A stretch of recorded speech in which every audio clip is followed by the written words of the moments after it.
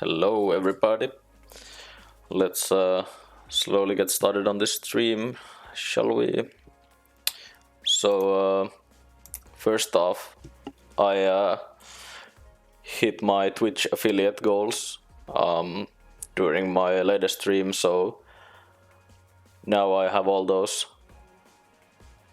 nice sub buttons and cheers and channel points and all that cool stuff. Hey, Rora, thanks for the sub.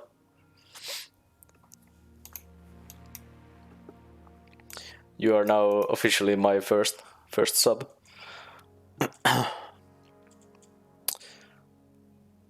So yeah, today is gonna be a bit different stream from usual, and I'll be talking a bit about like how I approach releasing music and how that whole process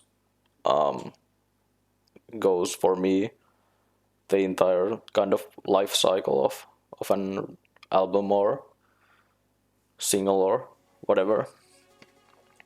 So just gonna show here quickly. This is kind of the rough schedule of what I'm gonna be talking about. Kind of first off, start with like the basics, groundworks of what goes into actually making music, and then proceeding on to uploading it to different platforms, and talk a bit about the differences of some platforms over the others. Then a bit about like promotion and stuff like that. Then a bit about like post-release, what stuff you can do to kind of build upon what you've done, and maybe do like derivative content from your music. And then lastly, kind of talk a bit more about like kind of super meta stuff about music, and kind of creating an artist identity, I guess, of sorts.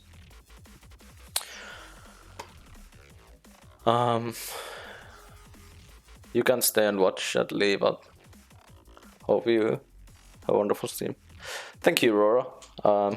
Thank you for the sub.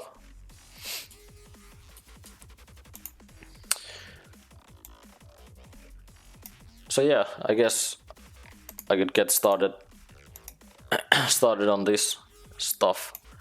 So for like the groundwork in making music, I thought about just kind of making your art is like super obvious thing. Like, of course you need to have something you can release, but also I thought that like a big part of this would be like learning new stuff and getting feedback on your art, because as much as there's like a kind of common conception, I guess, about making the kind of art that just like feels good to you, it's always nice to have like other people who can give feedback on your art and kind of help you make your art kind of subjectively better, and kind of help you on your way to get like closer to what might be your like ideal artistic vision.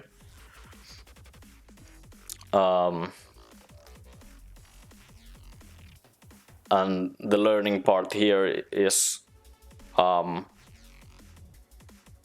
encompasses a lot of like just watching tutorials and stuff like that, where you can actually find like a lot of inspiration in just watching other people do stuff, watch other people talk about their processes. And this is kind of the space that my content online exists in, and I want to like provide other people the resources to kind of get better.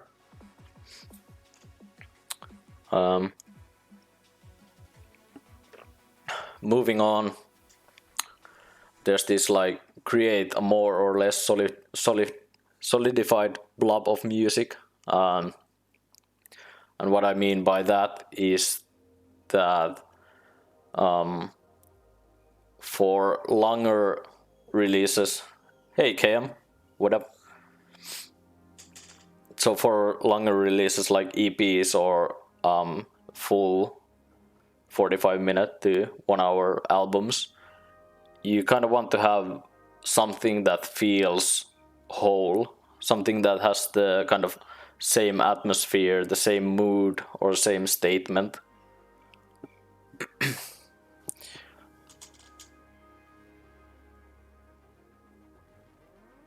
Can you move the notepad to the middle out of the way? Oh yeah, there we go. So those of you who just joined in, I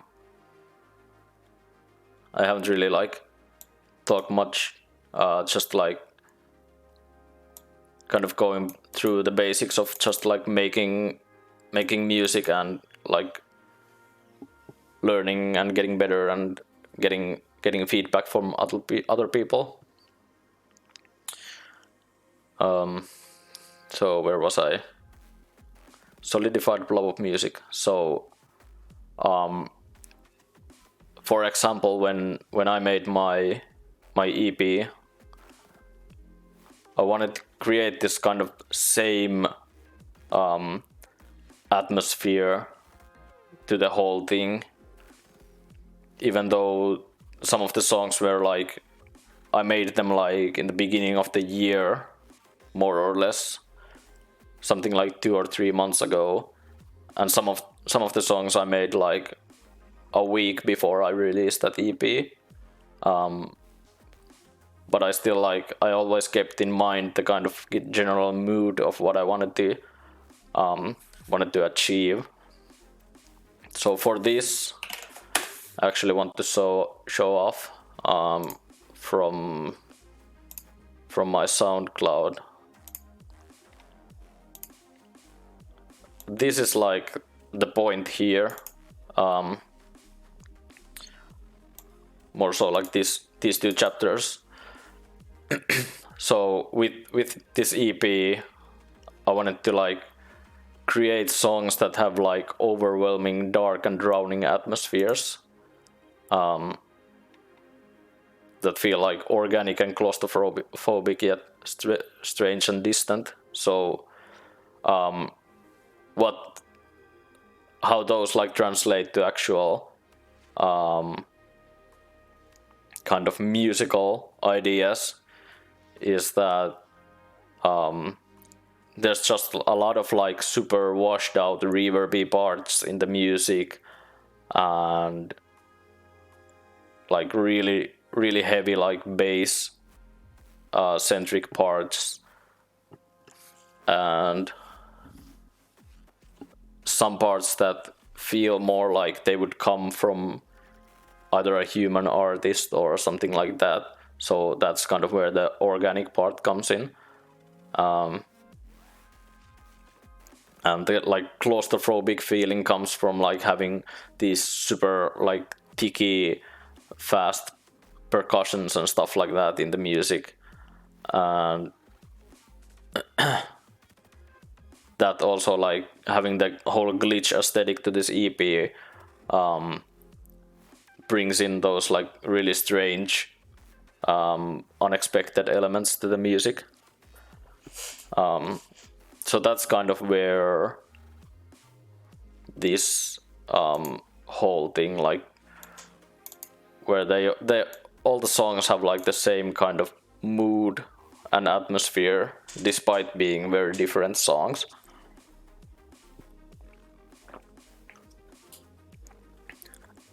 And the statement part is kind of, this depends a lot on your like own artistic perspective on things. So depending on what kind of music you do and what kind of person you are in general, this can take a smaller or bigger part in your art. So for me, that came into picture, like creating this kind of context to this EP, I guess, where a lot of the songs also, for me personally, tried to capture that feeling of just like this year being an absolute like clusterfuck of shit and just being like super overwhelmed by stuff.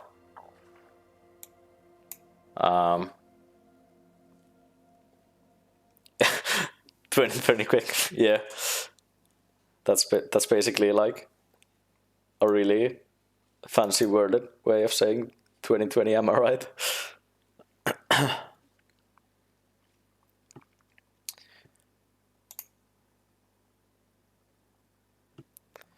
So yeah, to kind of, I guess, to show off like actual concrete examples of this, I could play off like a few bits from this EP.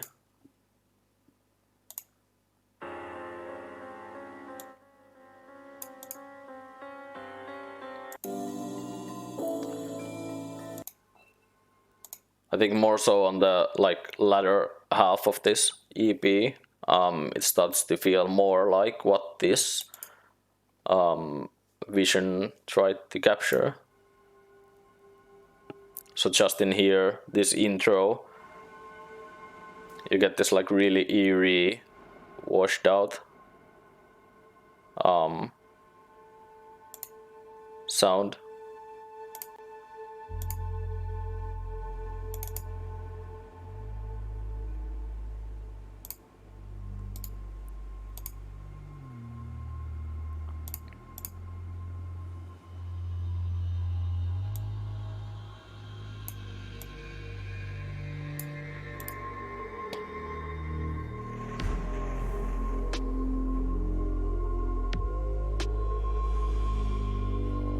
Again, like just really dark and drowning atmosphere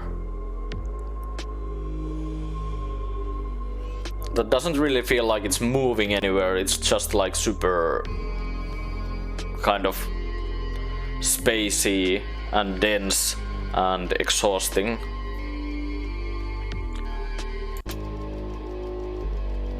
Then again, moving on to like this track 4, has more like those glitchy, kind of really strange, weird noises that aren't like really super conventional in music.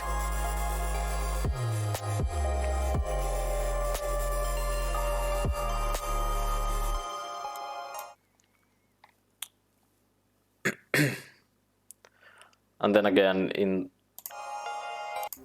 the last song, that I feel like this is the best song on the album.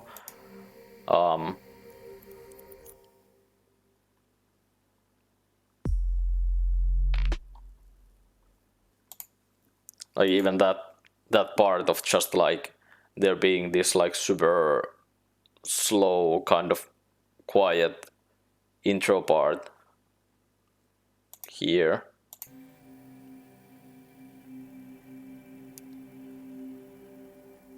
It doesn't really feel like, well, anything. It doesn't really have any tonality or rhythm. It's just like spacey, random shit. And then you get hit with that like super, just like super hard, like one single bass note.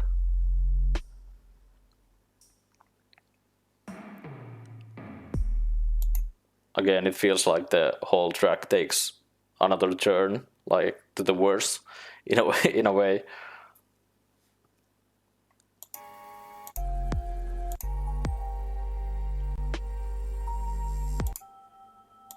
And this like part in the outro with the like kind of music boxy type of melody. With that, I just tried to capture like a sort of like lonely vibe, just being like stranded alone.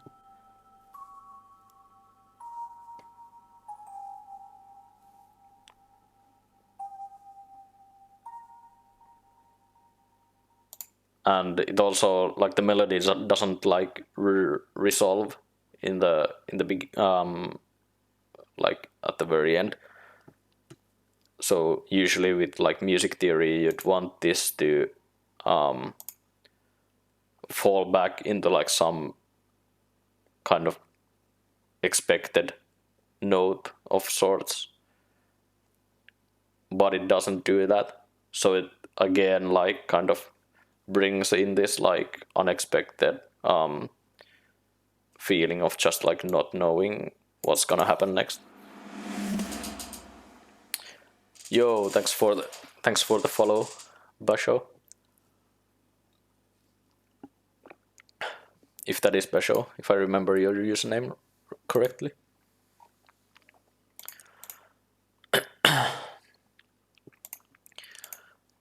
So, what's next? Moving on to album art and track names, etc.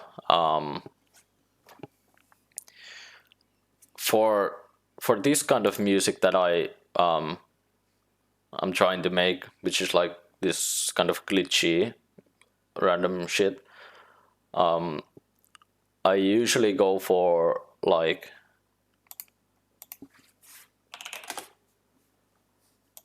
kind of graphics that are the product of some like random software. So for this, let me get the background music back on.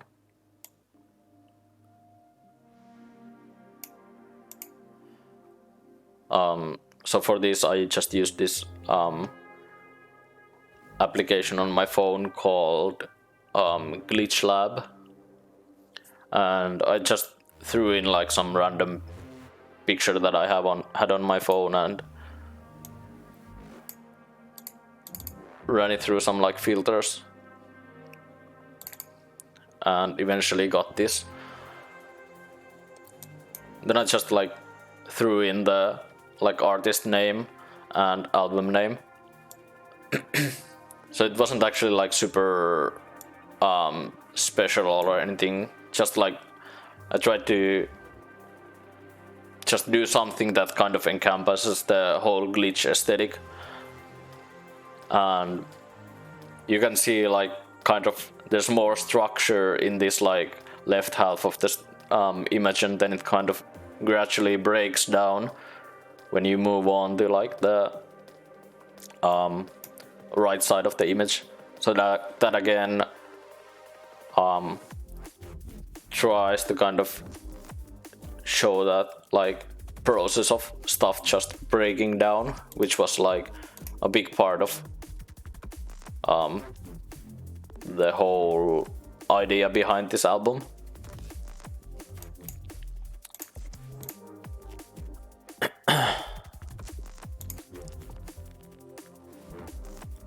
And yeah, for track names, that's like those have always been like some really dumb stuff for me. I've just like, when I was uploading this EP to my Bandcamp, I was just like coming up with names on the spot basically.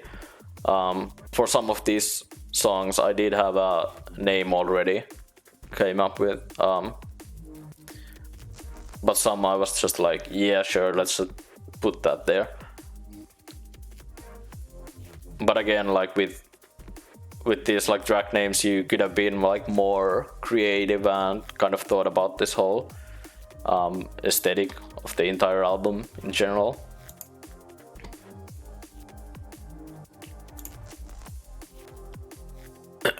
So I guess that's a good bridge then to move on to like uploading content. So for me, I guess a big part is on like selecting which platform to use and stuff like that, is just like how easy it is for me as a musician to get my stuff there. So in that regard, I've always liked SoundCloud and Bandcamp, because for SoundCloud it's just like literally there's an upload button here, and when you click it you can choose a file to upload, and that's it. You don't have to do like anything else. And when you're done with it, it's there out in the public, so to speak. And for Bandcamp it's a very similar process, but maybe a bit more convoluted when you want to like monetize your stuff. So with Bandcamp it's also like just adding in a new album and coming up with like album name and then just add the tracks. With Bandcamp you have a few things you need to do, like in terms of like using PayPal for donations and stuff like that, but they have like really good guides for that, so it's not like super big thingy.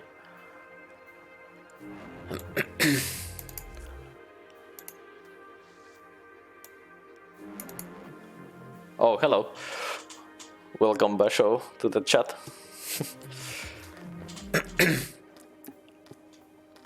So yeah, with like benefits of SoundCloud and Bandcamp over something like Spotify or iTunes or stuff like that, is that it's just like easier as an artist to kind of get your stuff just like uploaded to a platform, so you don't have to like really do much.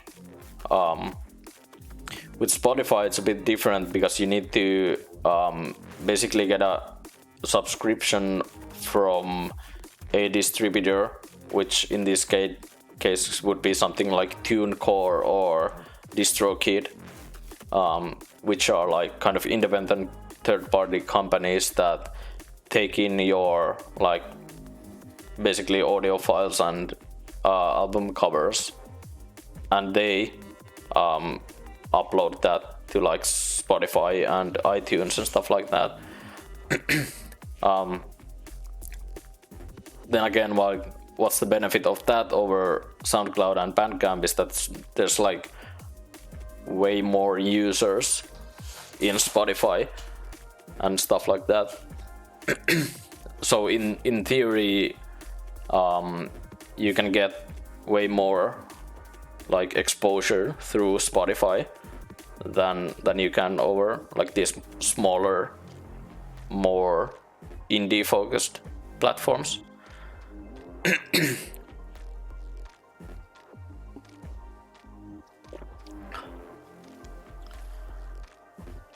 And then again,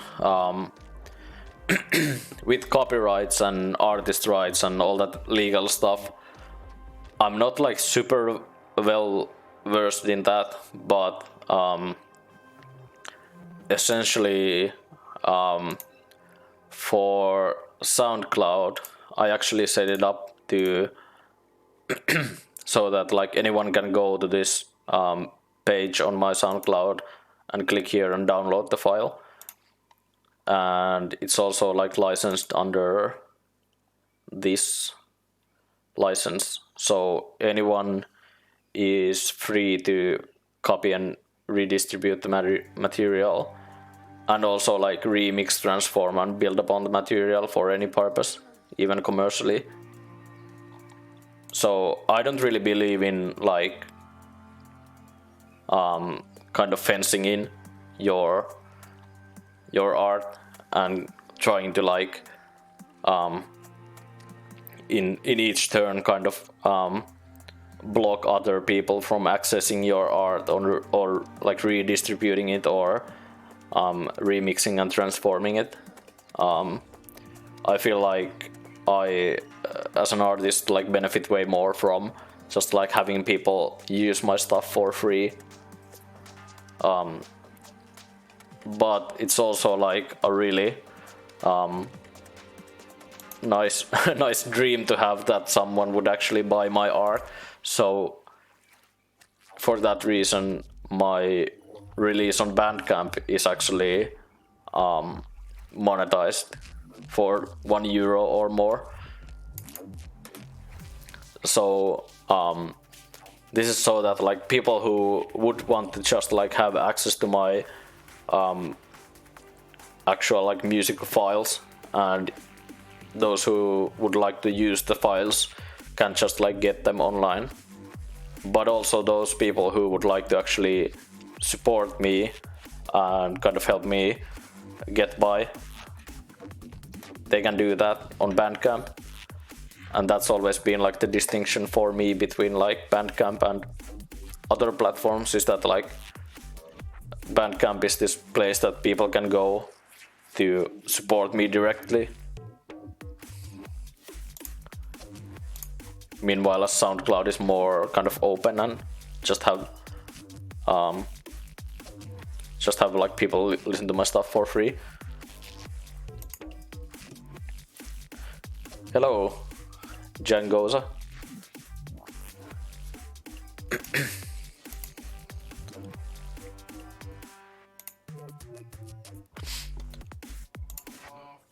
So let's see.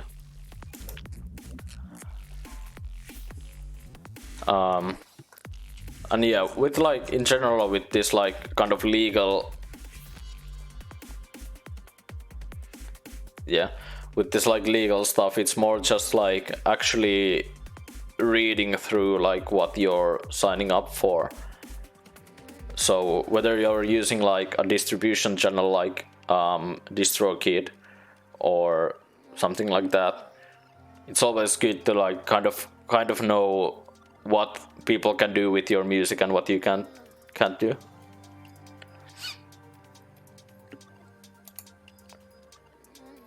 And yeah, like no one is obviously like telling you to only use SoundCloud and never use anything else. All of these choices have like their own kind of benefits and drawbacks.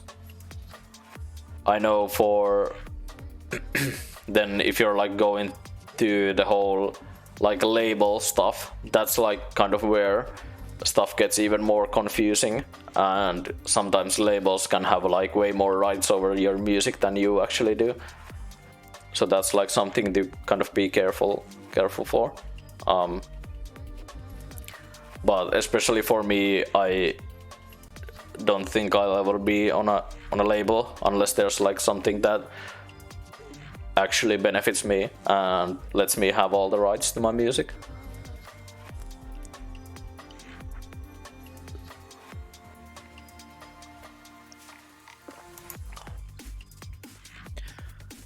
And there's also like a lot of consideration in like the culture surrounding like different platforms. Like Spotify is definitely more so on like the kind of traditional like corporate music distribution side of things.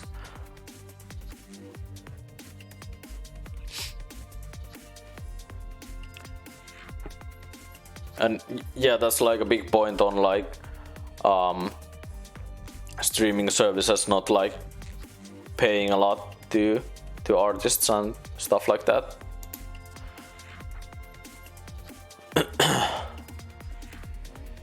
So obviously like if you want to make money out of like Spotify streams, you have to have like thousands of like listeners per month, probably more so like over 2,000 up to like 10,000.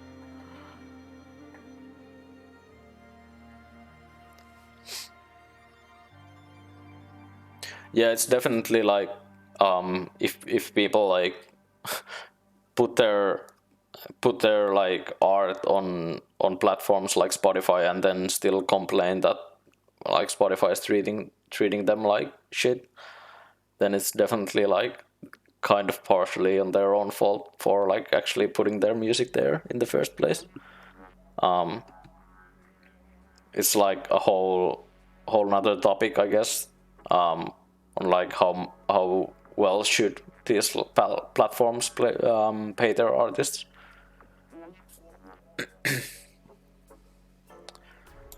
But yeah, for me in particular, I've liked SoundCloud and Bandcamp a lot.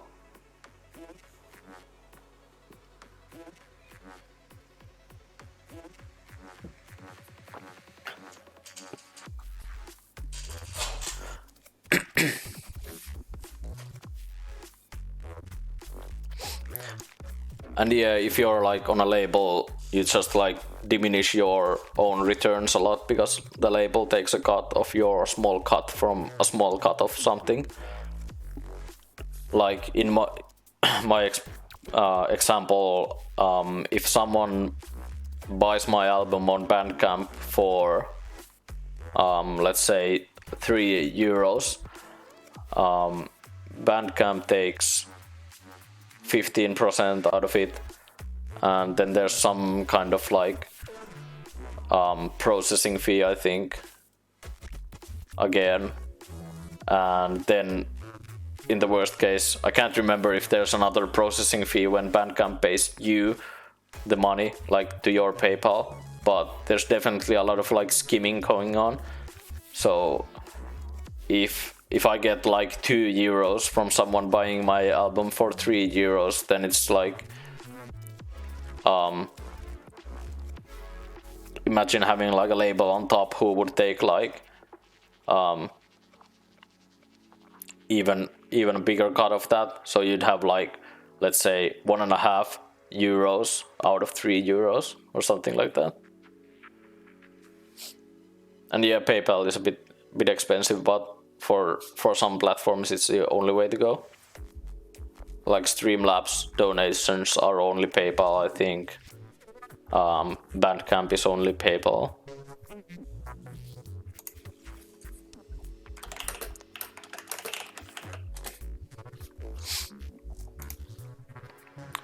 But yeah, I think that's enough of that topic.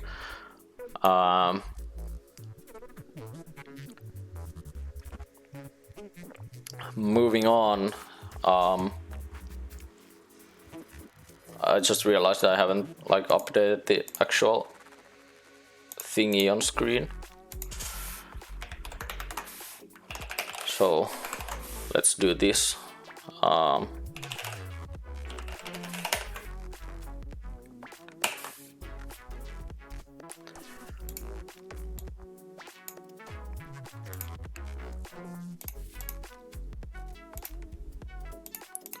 Let's just reorganize stuff a bit.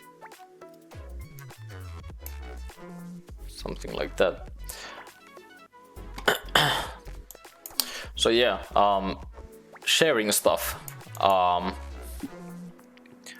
This is like a big part of like just growing as a content creator in general. Like this is kind of the point where this entire conversation is gonna shift more out of kind of just the music context and more towards like just creating content online. So to begin, sharing your music and like promoting stuff is always like, it's always a hassle, and it doesn't really like, especially at first if you're starting out, it doesn't really feel good to just like tell everyone to, hey, go check out my SoundCloud. It's always such a pain, and I don't know if there's like an actual good way to go about it other than just like doing it a lot.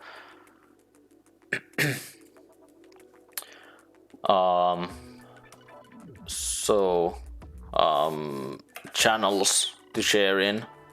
I've been like a really big fan of just like being part of kind of grassroots movements and stuff like that. Yeah. Yeah, sharing art always feels painful.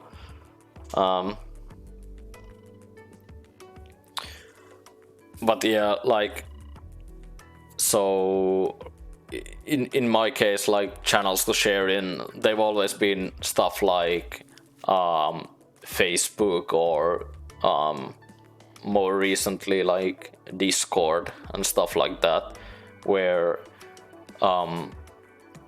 it's like 9 out of 10 times it's always like just me telling my like already established friends that I put out an EP or something like that.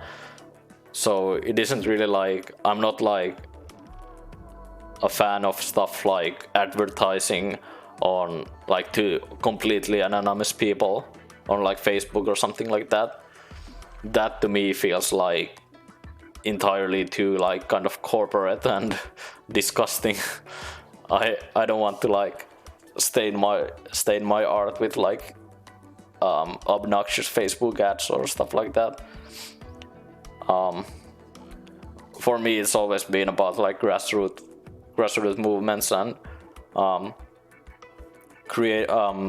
creating and establishing kind of friendships and connections to like people who enjoy my art. So that ties into like who to share my art to. So for me, it's always like kind of trying to figure out if there's like people I know or people I follow online who might enjoy my music and what kind of stuff they'd enjoy. So luckily in like the whole streaming world of like just people making content on Twitch, a lot of people understand this struggle. So most, if not all, like Discord servers for people and stuff like that have like self-promotion channels. So it's always like there's always a place to like kind of with permission to share your stuff. So there's always like a kind of accepted space to put your stuff in. And this kind of goes with the next point of like semantics of social media. And by this I mean like what kind of language do you use when you talk about your art to other people. So yo, what up, Weavy? It really do be whack. Hey, Crystal, hello.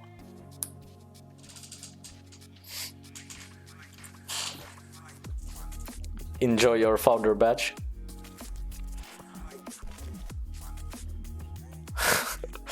Boy queen. Ugh.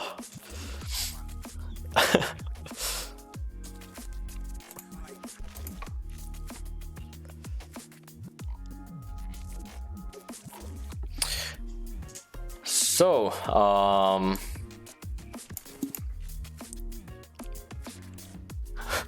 okay. Good morning, Chris.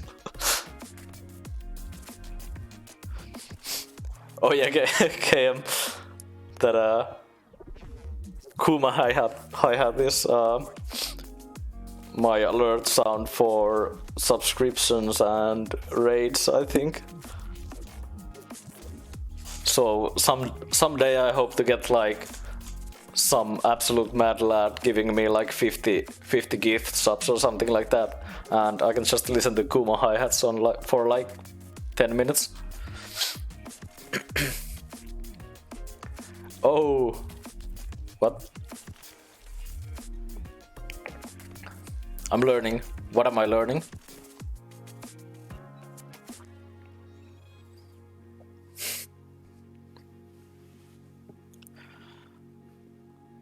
from your streams.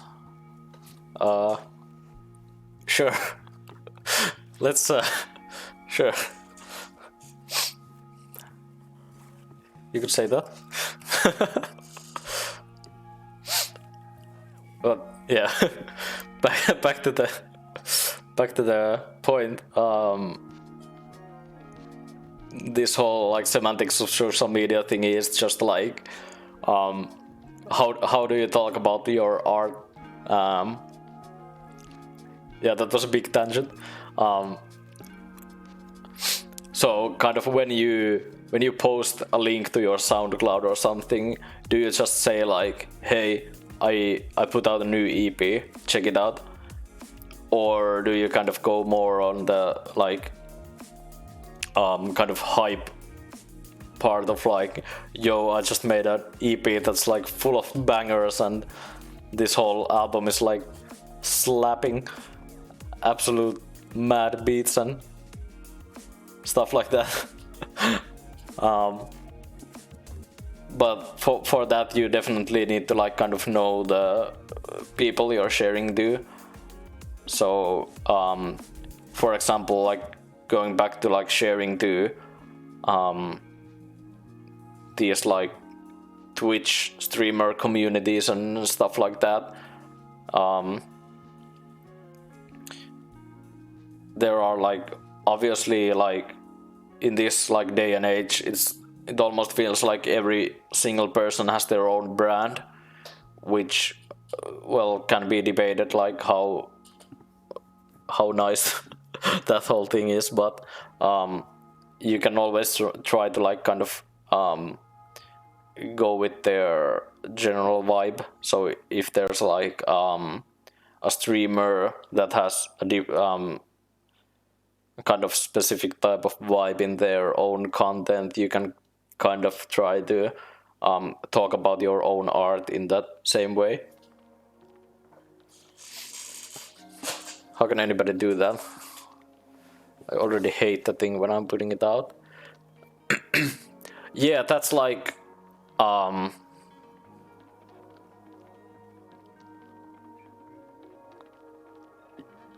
yeah, that's like a whole big thing of like learning all this stuff and like partially the reason why I do this like whole streaming thing and creating kind of tutorial content and stuff like that is that when people make their art, it should never feel like you hate it. Like it's okay to feel like you're kind of done with the project, and when you've like made a song or album or something like that, it's perfectly fine to just be like, okay, this is done, like I don't want to like work on this anymore. But it's kind of like I feel like it hurts a lot, like it hurts you as an artist a lot when you think of your art as something you hate. So it's definitely like trying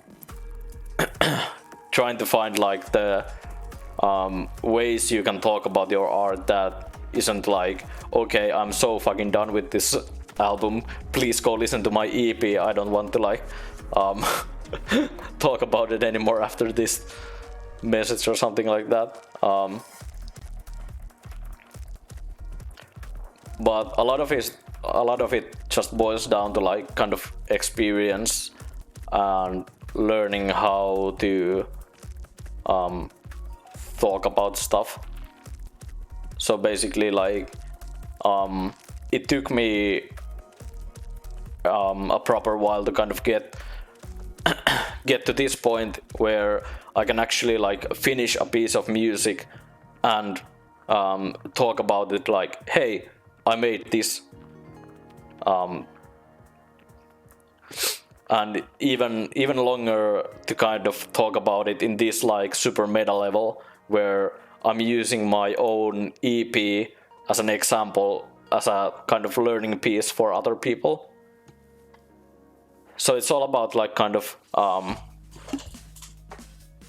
kind of the process of just learning how to get better at making your art, and also like sharing and talking about your art. So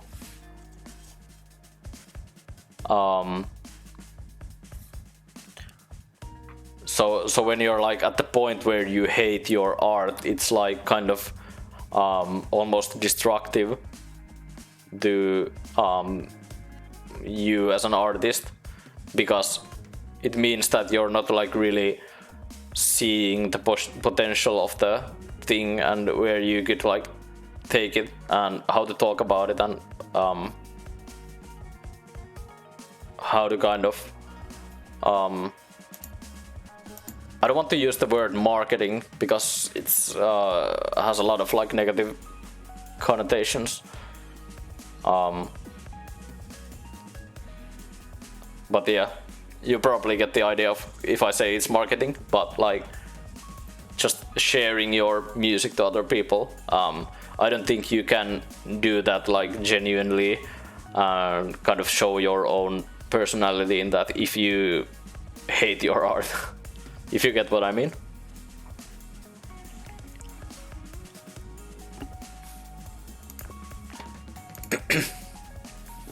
And yeah, what Django said on chat, that the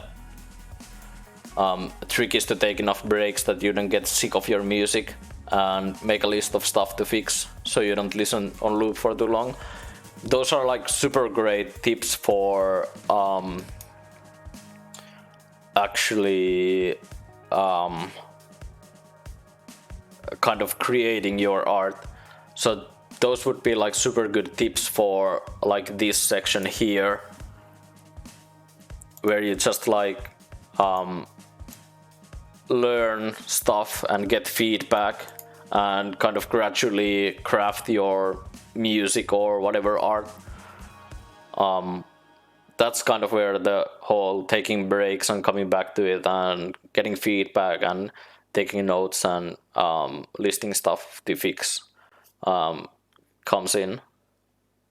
But for like this part where you should already be like comfortable enough with your art to be able to share it with other people and talk about it with other people, I feel like that's more about the experience, or gathering experience, where you should just like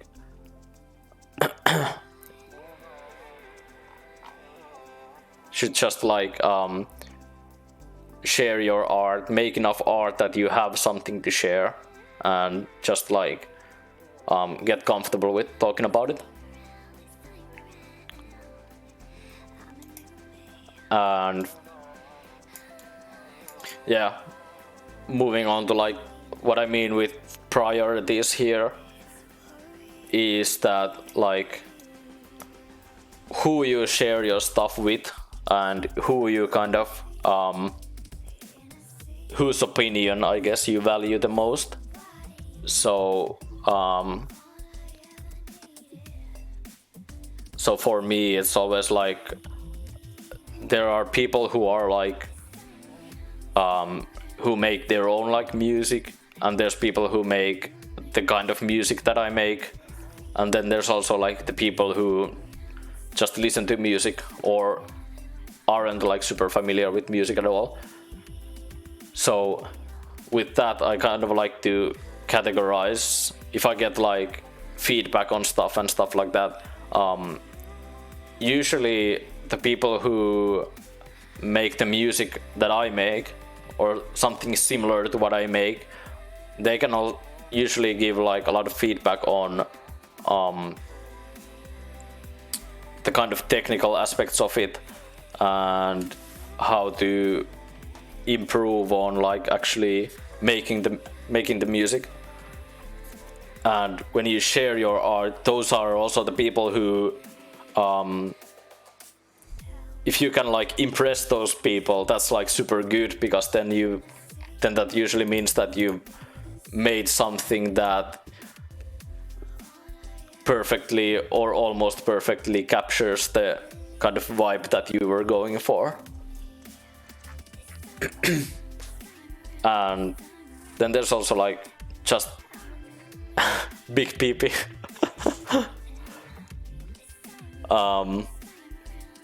Then there's also like the casual music listeners who don't really they might not like care too much about like the super technical aspects or even the like super kind of pretentious artist aspects of it. Like someone could read this and not really give a shit about my my random like political ramblings or artistic hipster shit that I write about my music. But those people can still like listen to this music and give their own like kind of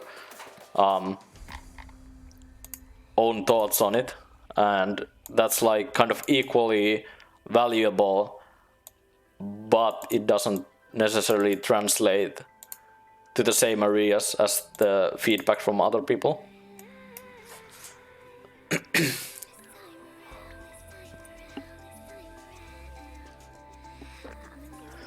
So with priorities, it's just like lol, I'm one of the casual listening people. Yeah. Yeah, so with priorities, it's just like when you share your music and you get some feedback on it, there should be like kind of different levels on how you kind of process things and how you feel about like other people giving your feedback.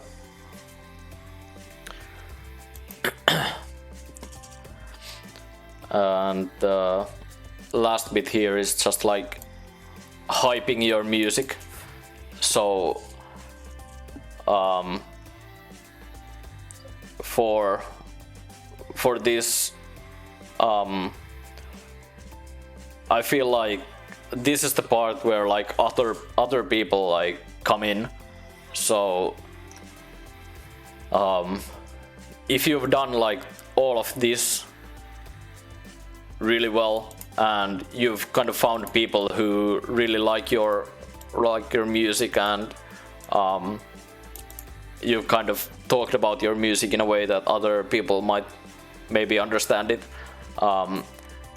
other people can create that hype for you and other people can like talk about your art, and I don't really feel like this is something to kind of fixate on or give too much attention to because this is so like kind of unpredictable part of this whole process, and you can never know if a song you release gets like 5 listens or 5 million.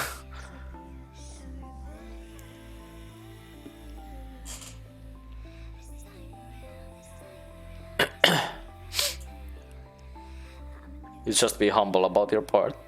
Yeah, I mean, yeah, that's like a big part of kind of, I guess, getting value out of making art is to just be like super humble about it and not really expect any hype from anyone.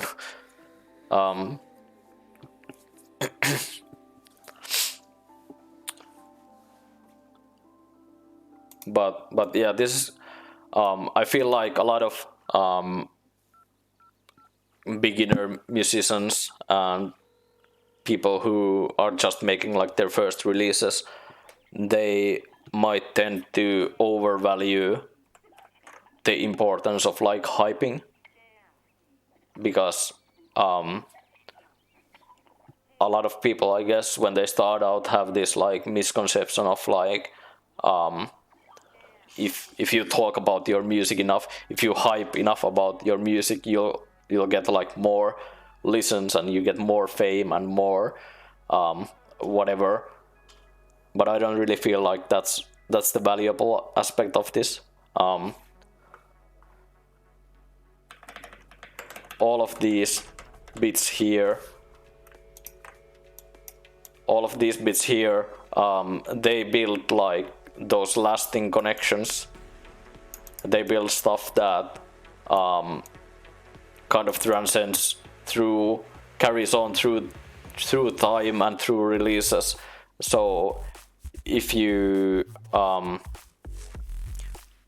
manage to have like people who really like your music and people who you really as a person like value and prioritize their like opinion about it, that's like considerably more valuable than any hype you can get. Because hyping is always like, it's always like nice to get like a lot of numbers on stuff and getting kind of maybe in the best case scenario getting even money out of music or arts.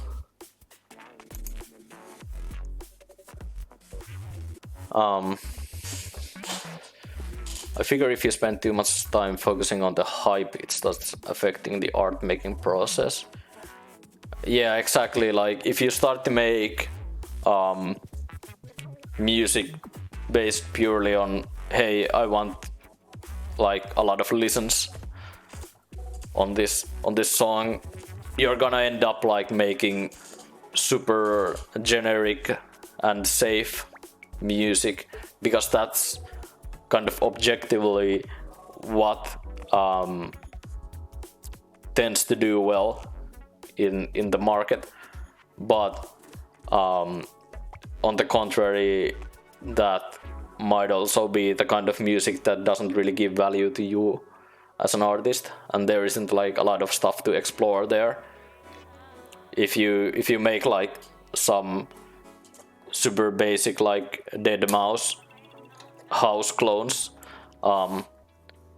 it's always gonna be the same kind of music, and chances are you're not like any better off making that kind of music than you're like making some super wacky experimental glitchy noise music.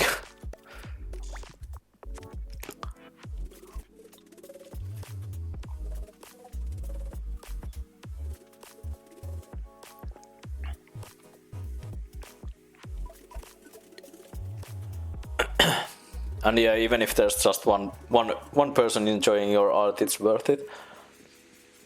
Yeah, that's absolutely it. And sometimes that one person can be just you, and when you kind of reach a point where you make a song that you yourself really enjoy, that's like super nice.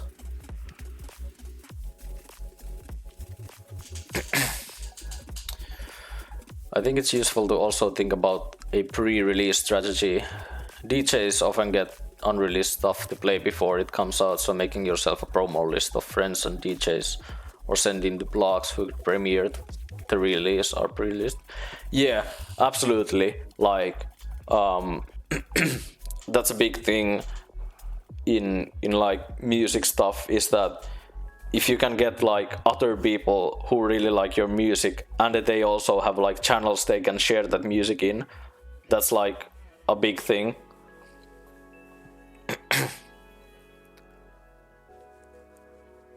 Yeah, teasing the release on social media is kind of well, that depends. Like I personally don't really like it at all. Like I don't want to do like the whole announcement of an announcement thing. I don't really find any value to it to myself. But some people might really enjoy like making some short like teaser clips and stuff like that. I've definitely done that before, and I've just found that it doesn't really like matter for me.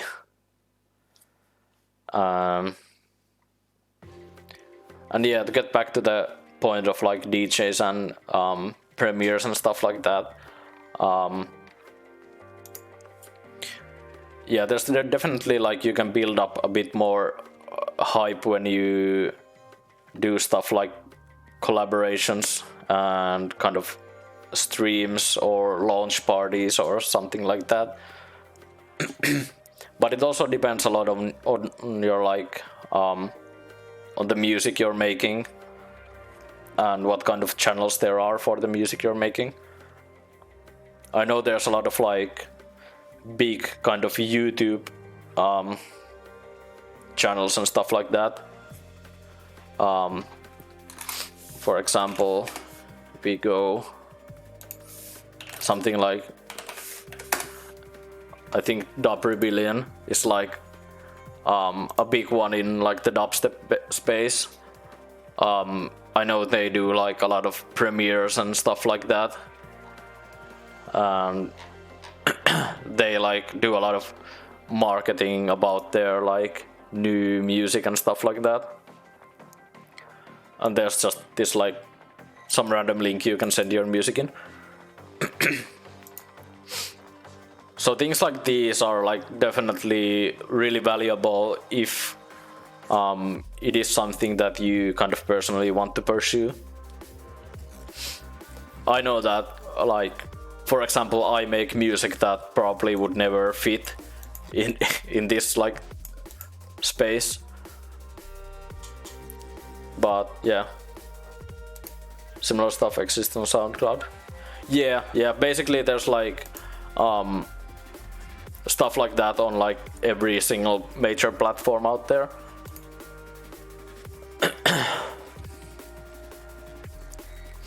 But yeah, those are definitely, I feel like, when you're already kind of established as an artist and you kind of know what kind of aesthetic you want to go to, channels like that are really cool for that.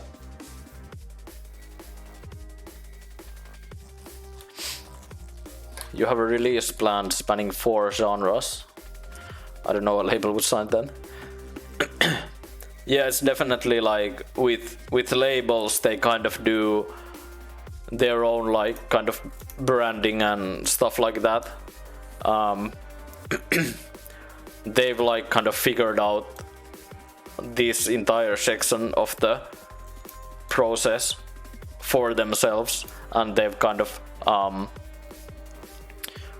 I guess they've already like established their own like aesthetic, and they do stuff that fits that aesthetic, and they sign people who fit into that aesthetic. And it can be hard to get into that stuff if you make stuff that is kind of left field or non-typical. But there's always, I feel like there's always channels that you can kind of try to contact and get in touch with.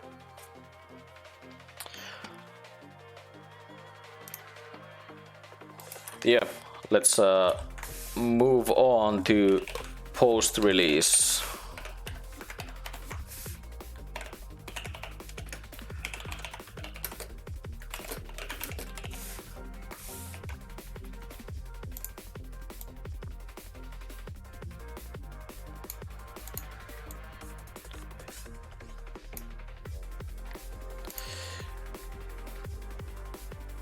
Like so.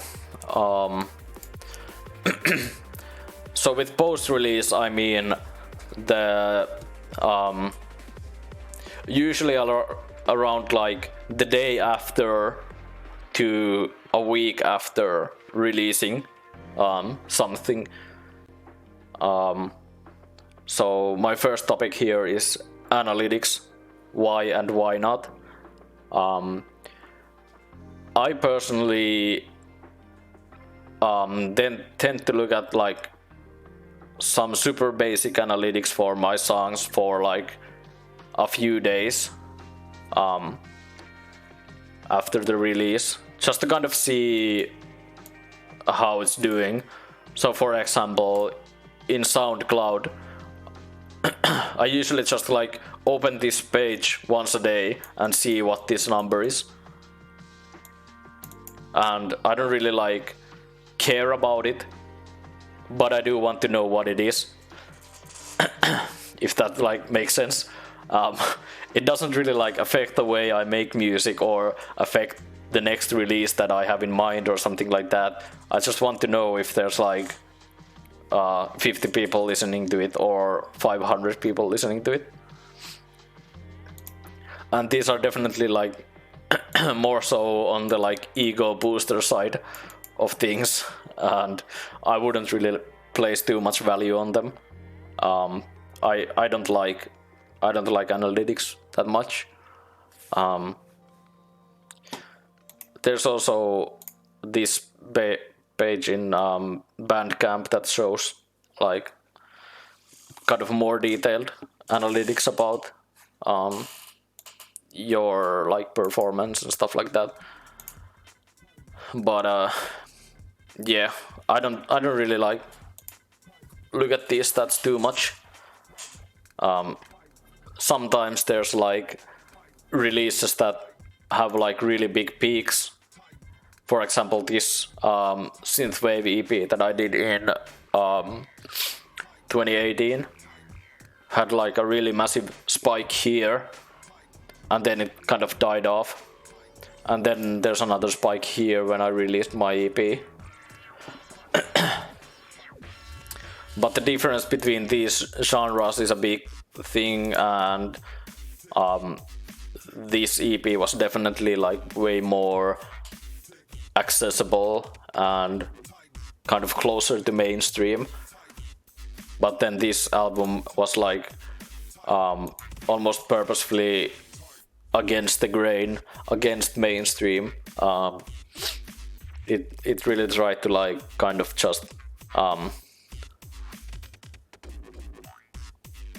well, it kind of ties into my whole like views on being an artist. It's just like doing stuff that I want to do and not really giving a shit about the mainstream aesthetic and getting plays.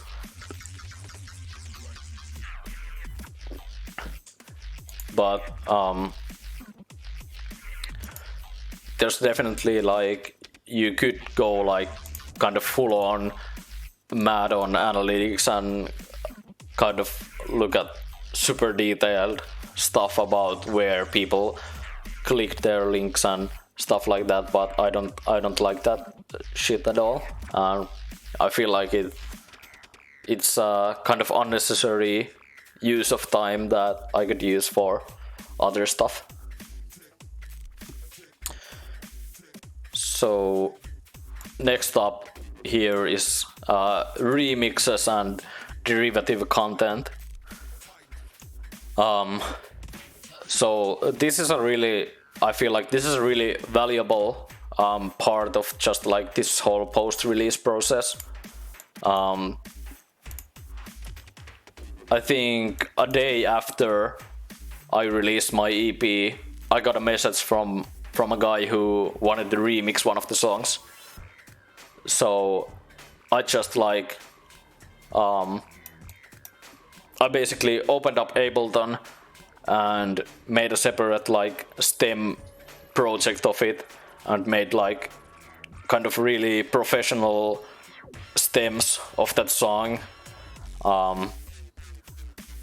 so that I could send him that song, basically the project file, as like stem files so that he could remix it.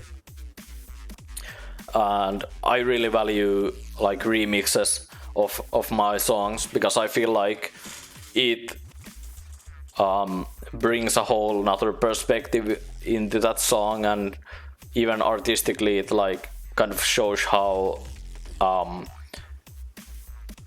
one song can have like all these different dimensions, and other people see it differently and they bring in their own twist to it.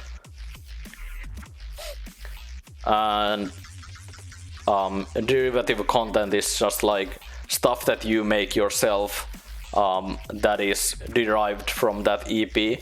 So in this case, this stream that I'm doing right now is a derivative content of that EP. So I'm just like taking this EP as a piece to examine on the stream and go through the whole like process of creating it and releasing it and kind of sharing it and stuff like that. And now I think I'll take a short 2-minute break and be right back. You can watch this beautiful board on the screen in the meanwhile.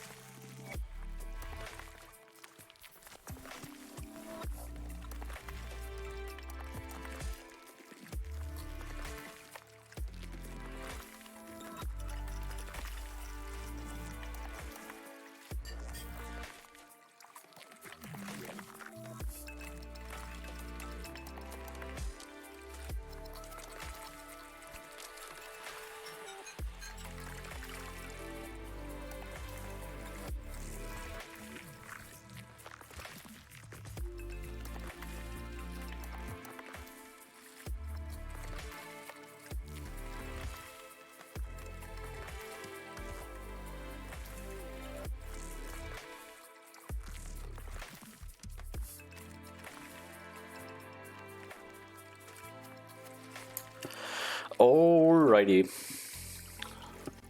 let's jump right back into the world of analyzing my own music.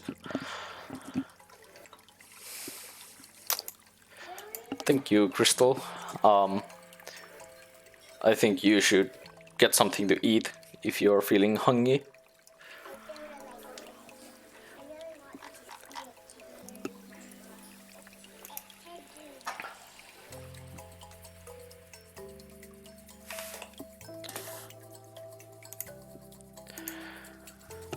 You look for cereals. That's sounds great. But yeah, let's get back to the topic.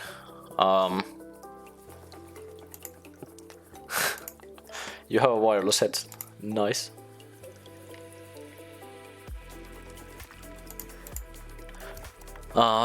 So yeah,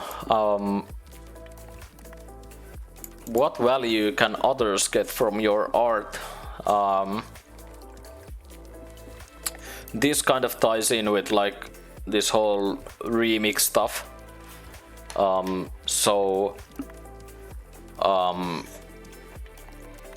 This is something that I kind of want to like endorse, I guess, in my own actions making music, is that other people are perfectly free to just use my music for whatever they want and get like kind of extra value from me making music.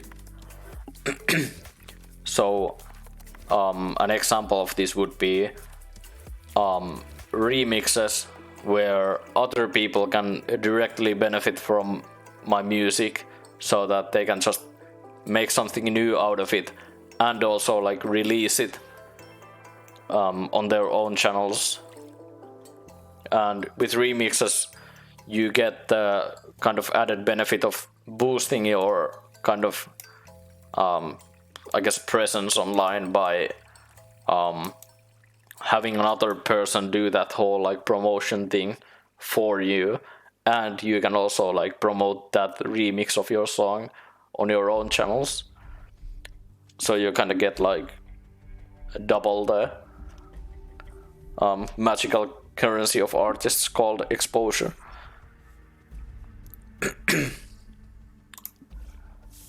And another big thing here is also like providing music to people who stream or make music, or make videos on like YouTube or something like that. So for example, KM, if you're still in the chat, I sent my friend like a free download link to the album on Bandcamp, so that he can use those songs in like his own videos or something like that. So that's kind of the way you can kind of derive other content from your music, is just like provide other people an easy access to it and give people like download links and stuff like that. Big thank.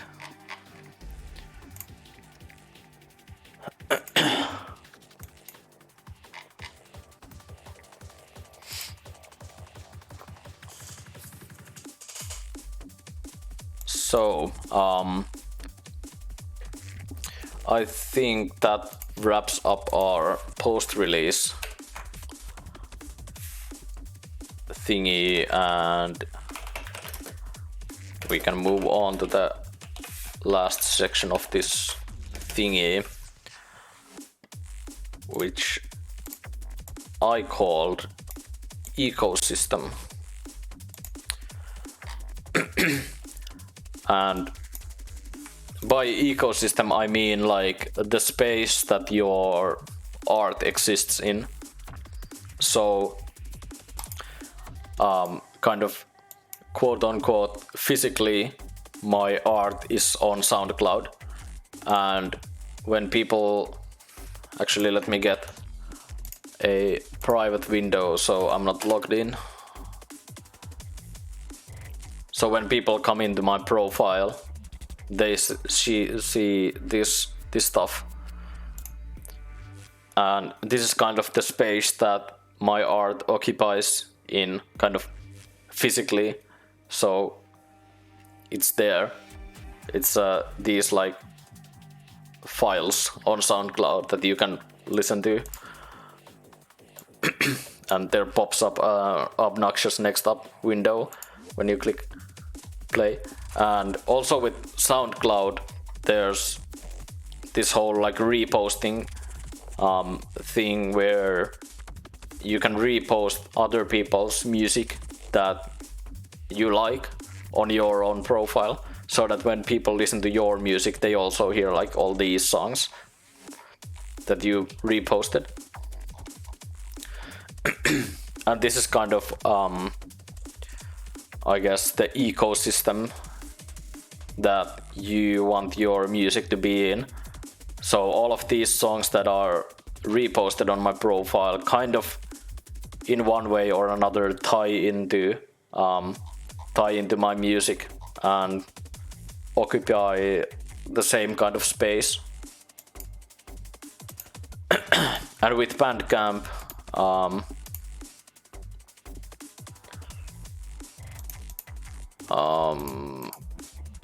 we go here.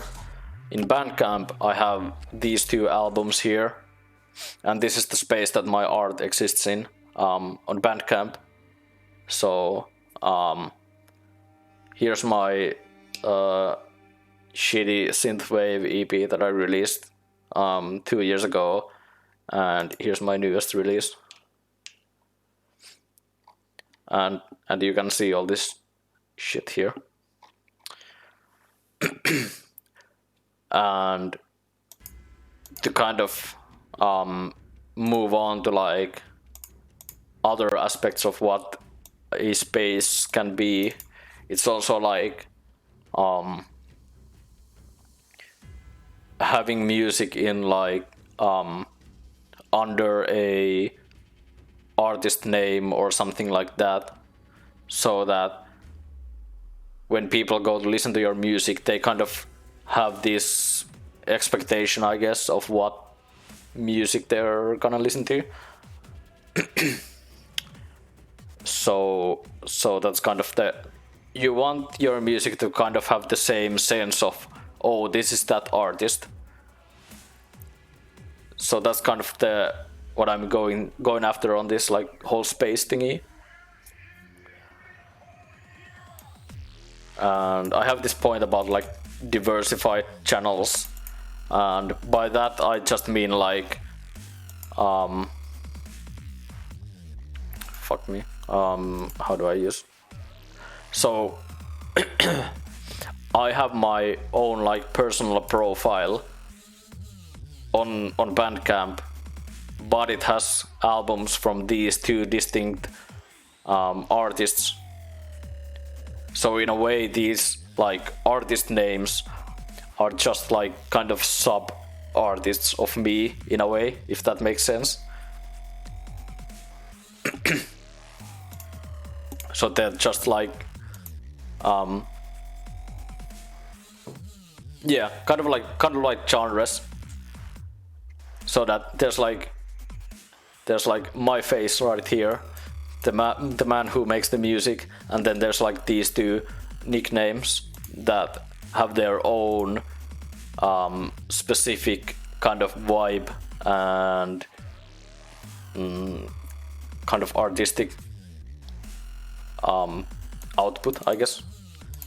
And then on Bandcamp, I guess these just like direct back to this page here. Aliases, yeah, that's like, I guess, another term to use. But they're also like, I don't have like a specific Bandcamp profile for all of these. They're all in my profile, but they're just like different aliases.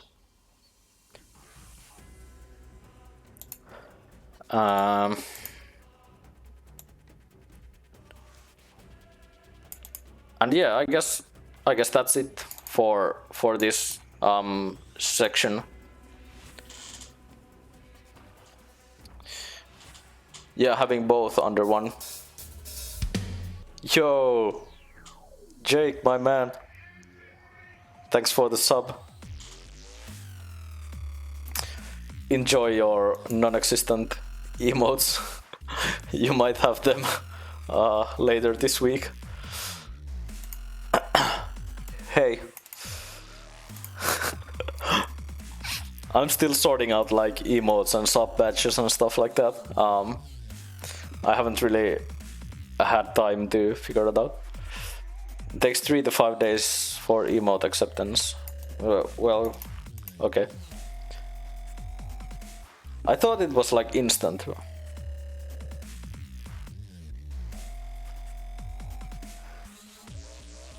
You expect €5 worth of Suomi Tex-Mex chips? Yeah, sure.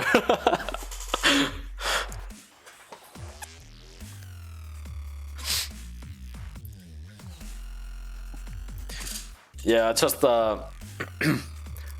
today kind of talked with a friend who might be able to make me some emotes, so hopefully I'll get stuff sorted out.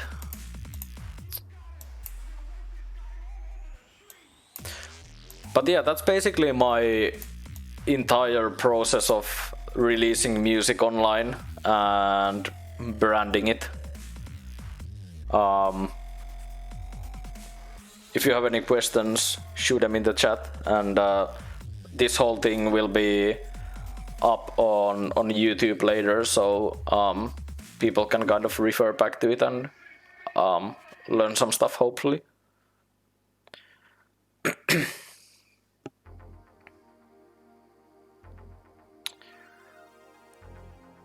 Just regular kind of Tex-Mex chips.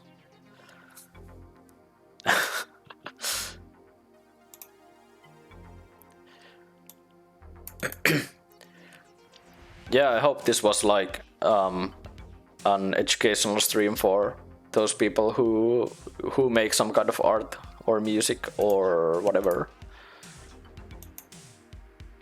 I feel like I still have some energy left in me, so I'll probably take a short break, maybe 10 minutes or so, and then continue on with like production. I'm gonna make some tunes.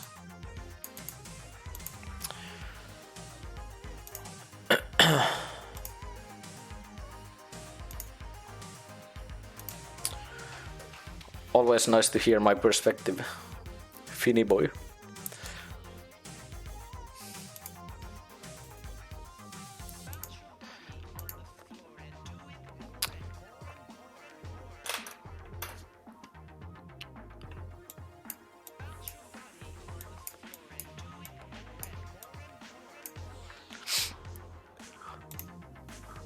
On a completely unrelated tangent, I fucking love this jspaint.app website. It's the best.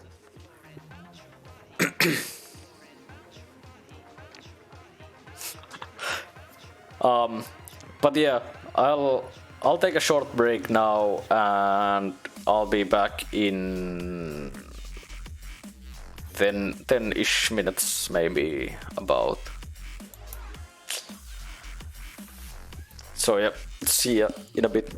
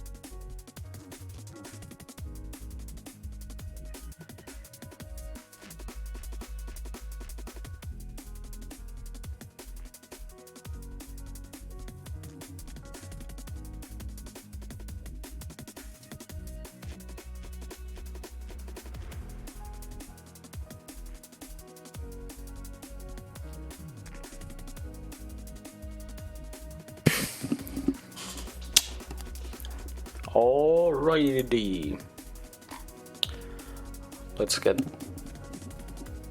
back on the good old Ableton Live.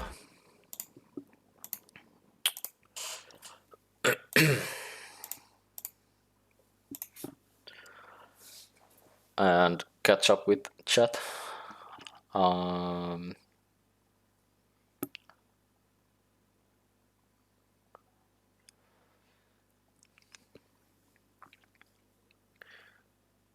You got your first emote approval in 2 hours.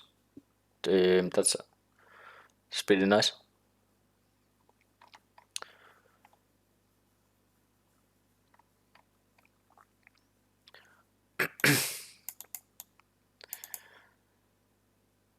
And yeah, avoiding the store might be a good call in this day and age.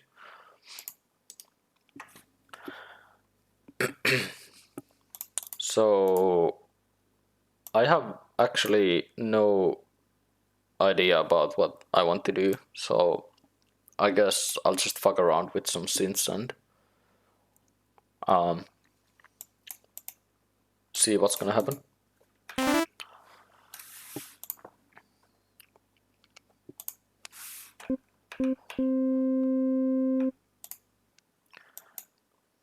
Maybe I've never made bass design with Search, so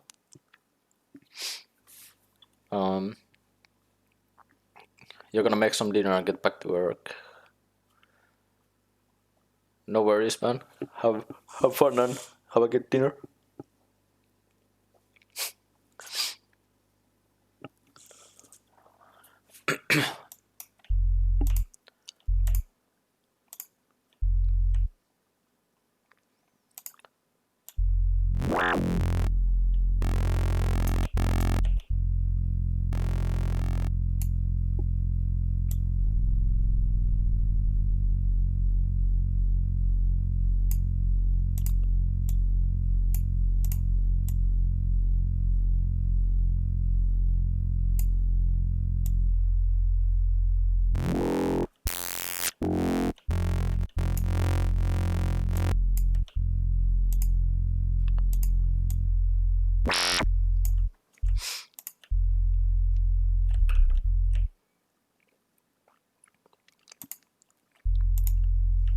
I wonder how this thing works. You have a search tutorial on the YouTubes. Oh, nice. Yeah, definitely link your YouTube channel. Gonna hit you with that fat subscribe.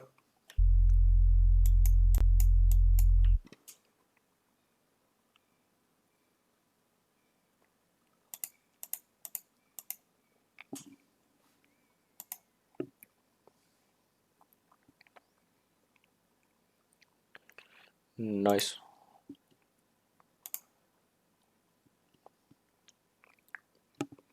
Oh damn, you got 5k views on that. Pretty nice. Just streaming to it. That's cool.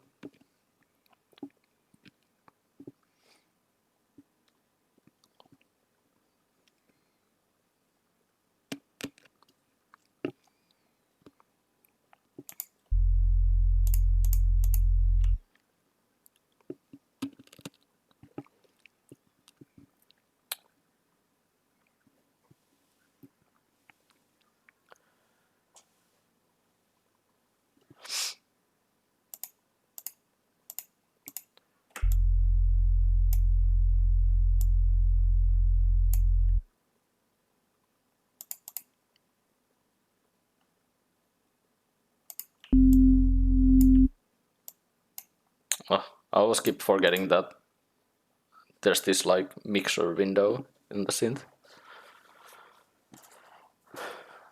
Thanks, COVID. Yeah, I assume a lot of people have gotten some fat views on from people being home all the time. Music then. Thanks for the follow.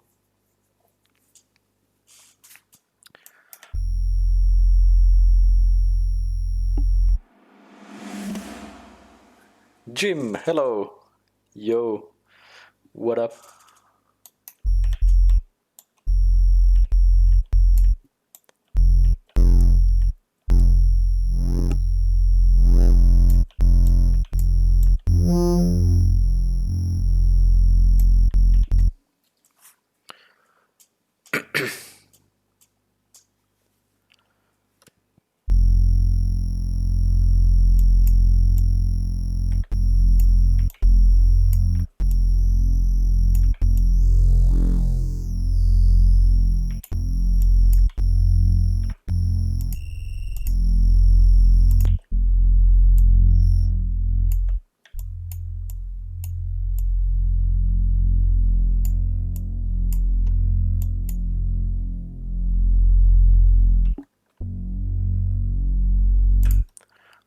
That actually sounds a bit synth-wavy, but in a completely different way. So maybe I'll just do something like that.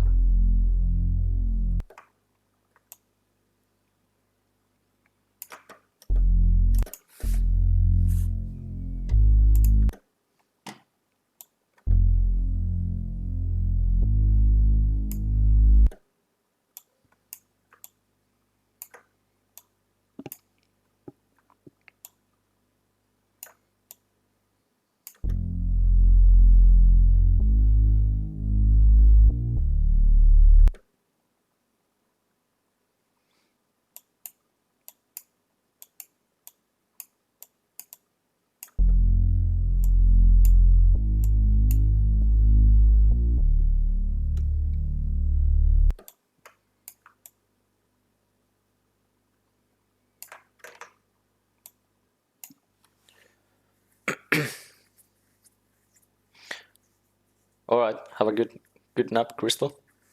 See you later. Thanks for the follow, no name.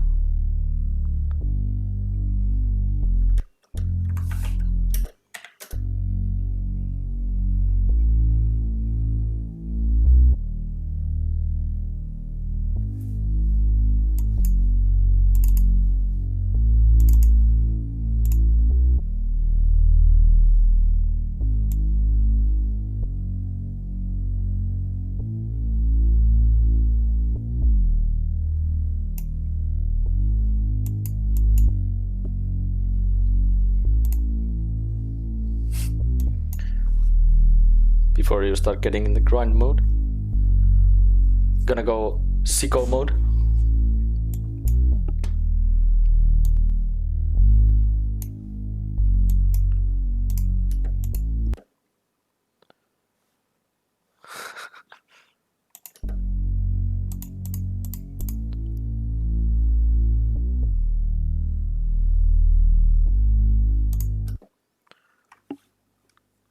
Let's see if I have some drum samples that could kind of fit the vibe that I'm going for.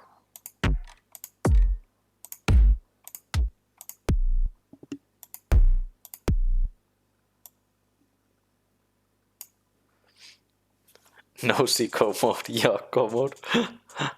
Bruh.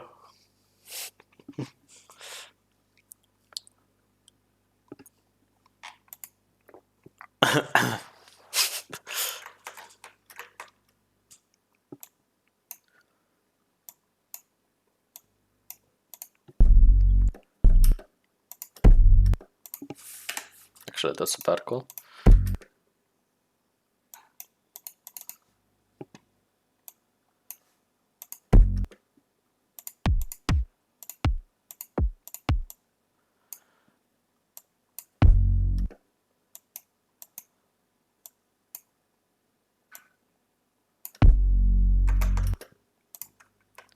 That's sounding okay.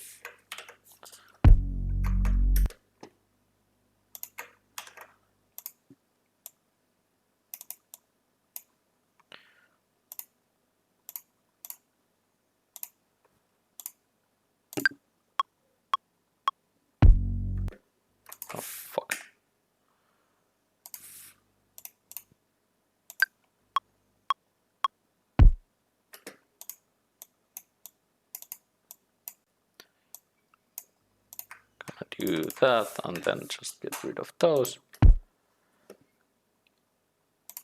And figure out some cool snare sound. That might work.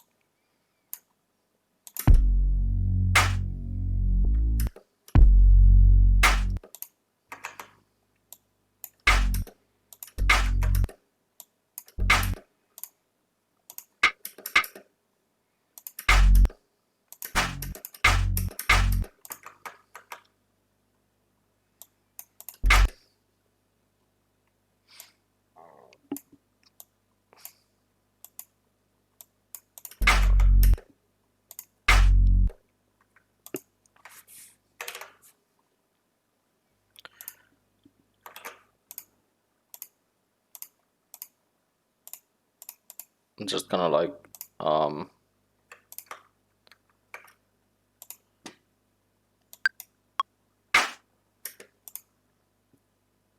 of make snare and kick sounds that I like in the arrangement view like this, and then just create a new drum rack.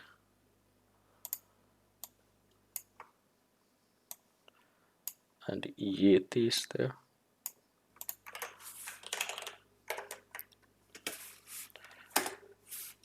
Kick and snare.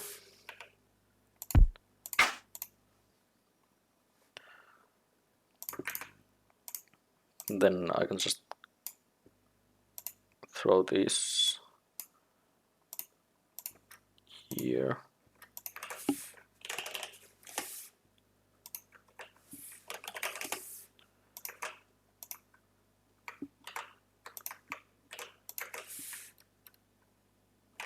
Call this samples.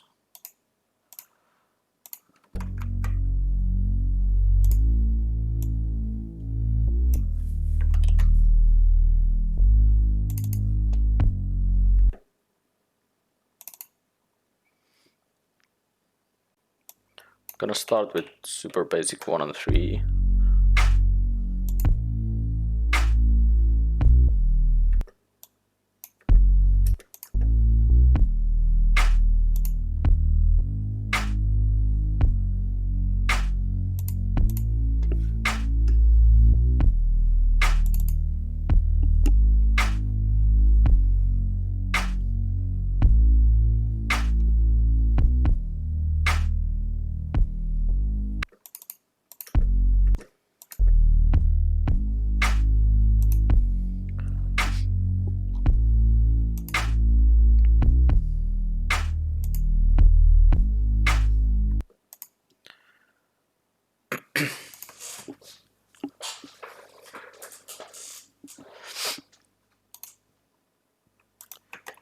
Maybe I can try adding in actual real life drums.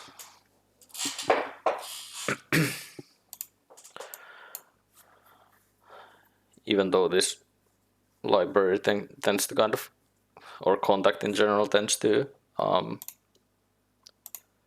of tank my performance.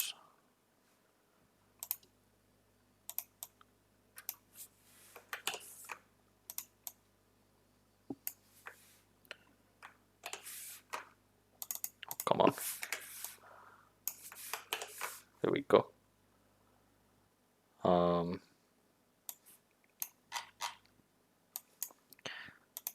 Actually, I have an audio rack that makes this all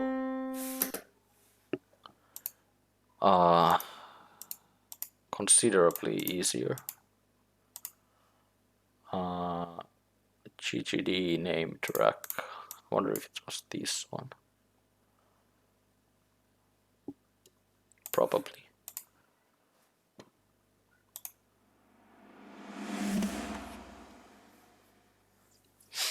Yo, thanks for the Thanks for the follow. Choose the Luja.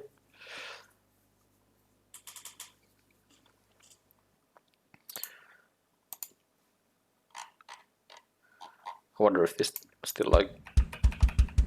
Okay, it does work. Very cool. I think I still need to route a few symbols. Namely, I just want to have a right symbol somewhere. So I think, yeah, it's C4 right. Let's go with right tip, and then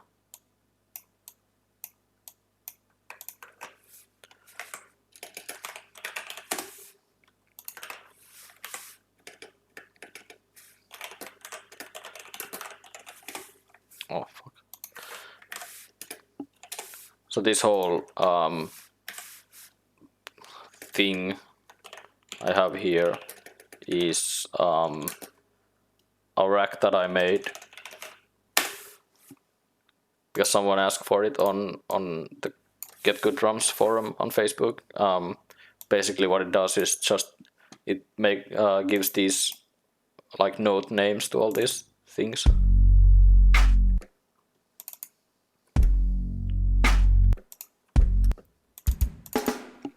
So when you actually put a note on the kick lane on this MIDI thing, it actually corresponds to the kick drum, and it's not just like some random like C1 and C sharp 2 and stuff like that.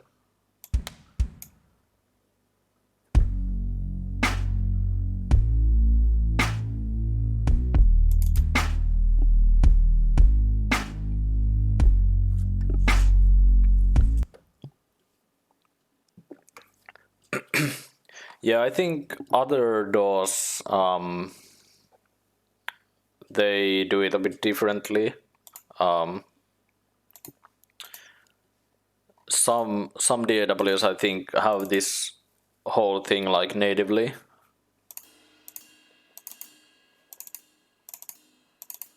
But I'm not sure.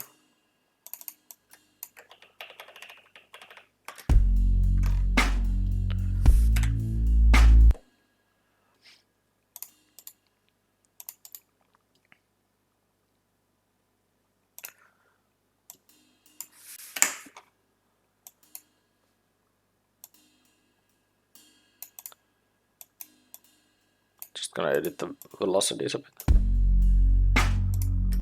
to get more of that something to it. And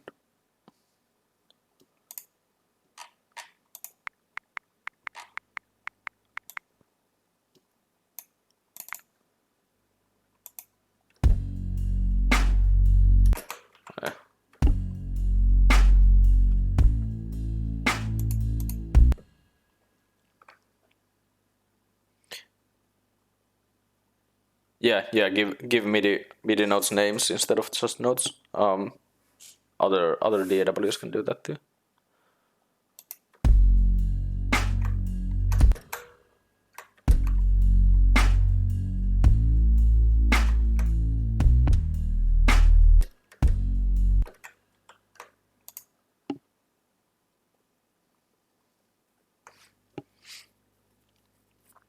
Yeah, it does depend a bit on the plugin too.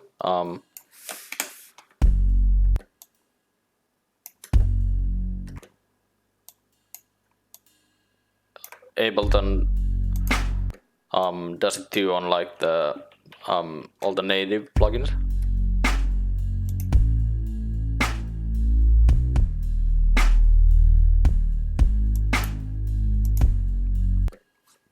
But not on Contact. It is June 30th.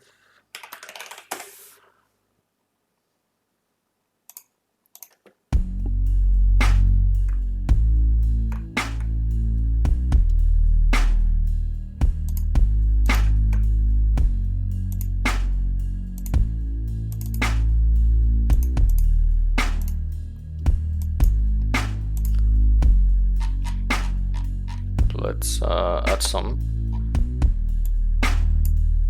panning.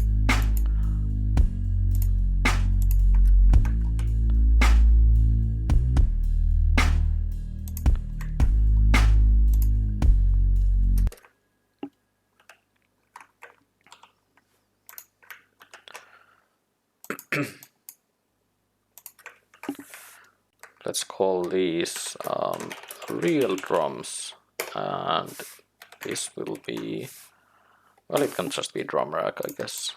And let's group them as drums and yeet them over here, and this can be my shirt space for now.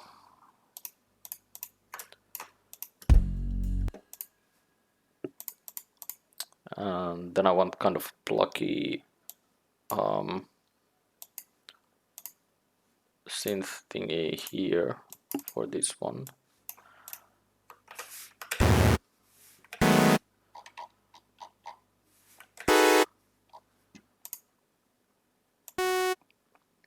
It's just gonna like arpeggiate over these chords.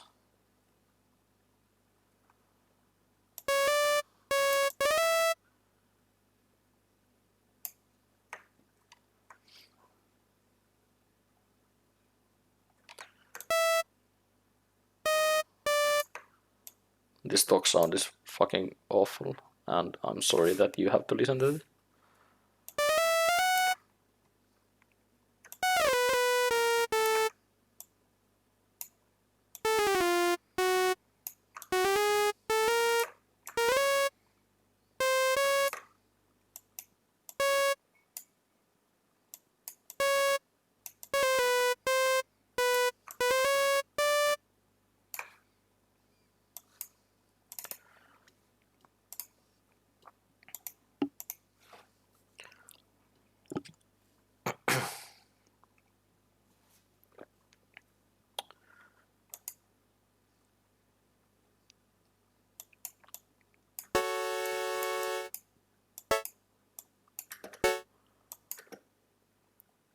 And then let's throw in an arpeggiator.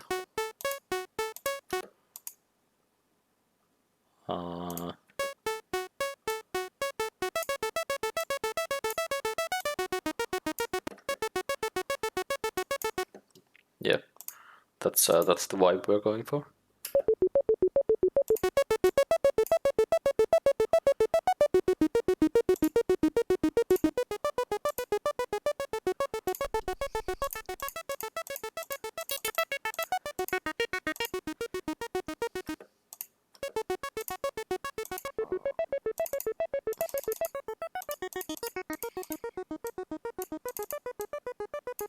Maybe add a bit of detune.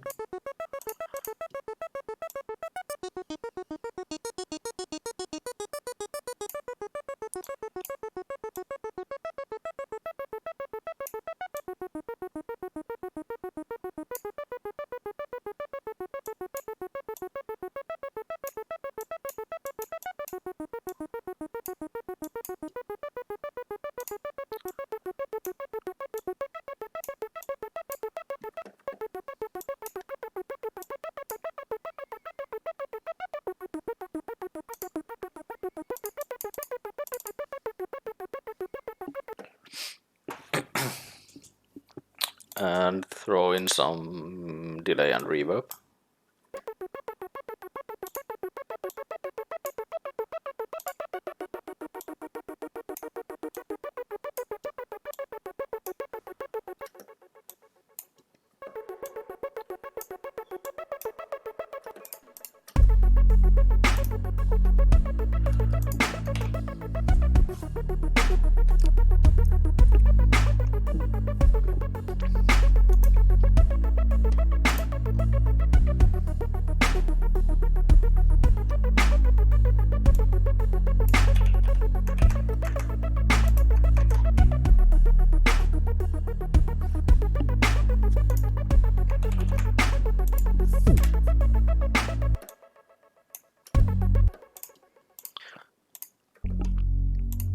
then I want this to be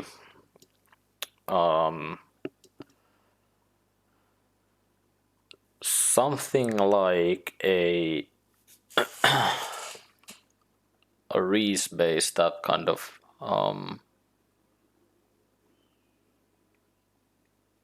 has this like pitch envelope on it. If I can figure out how it works, just yeah.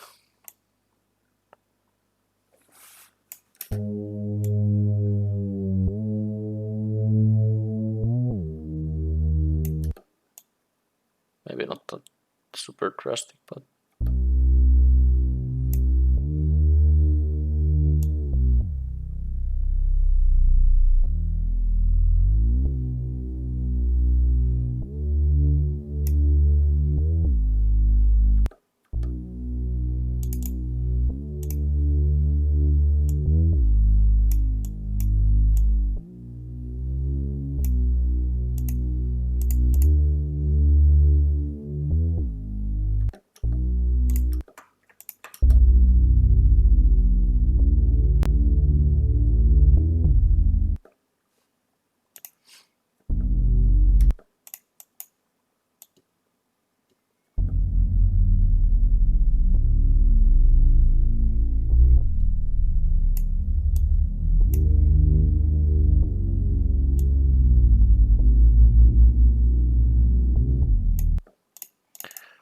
oh wait, do I have to like I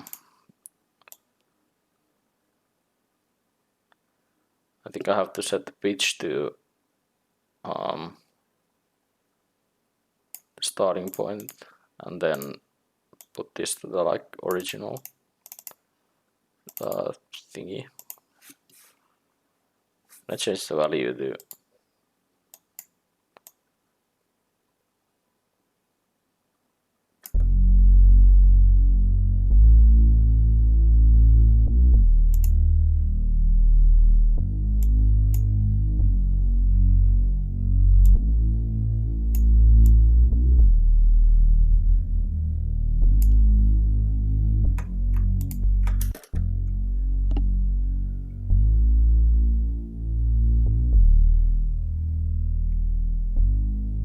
yeah, that's kind of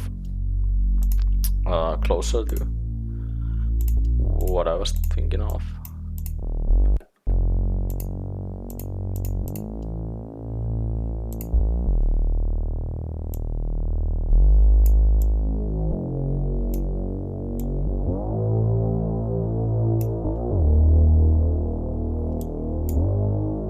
Oof.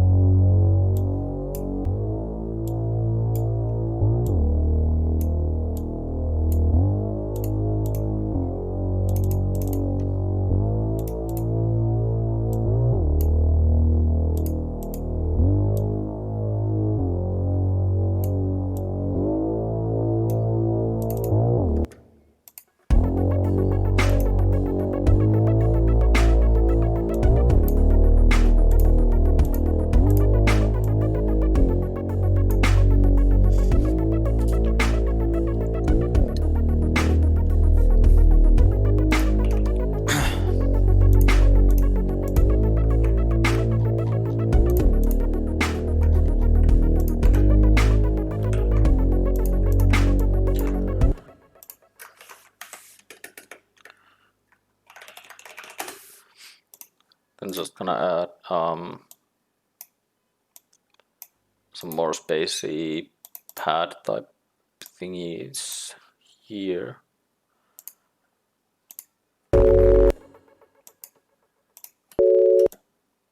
Bruh.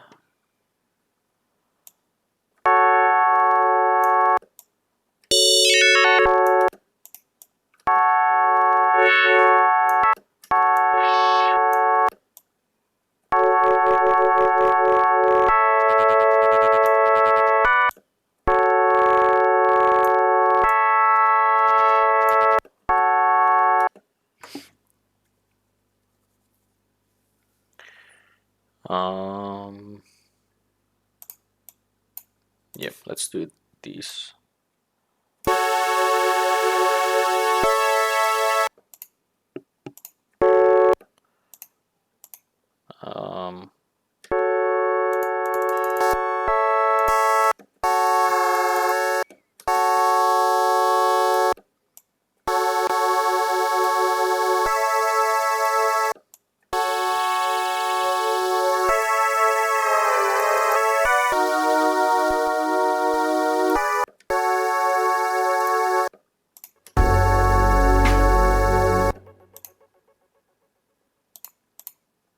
Then just add some reverb to it and cut out some unnecessary bullshit from the high end.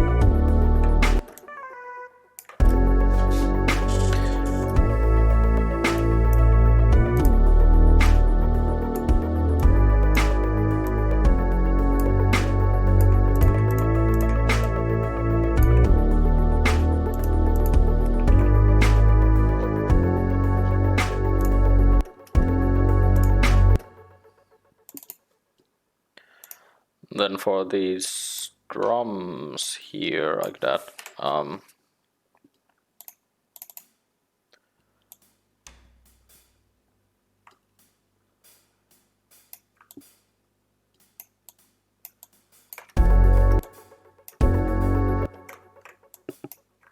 kind of articulated hi-hat hits.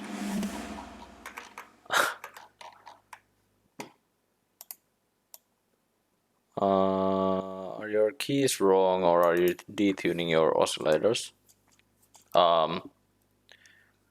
Probably.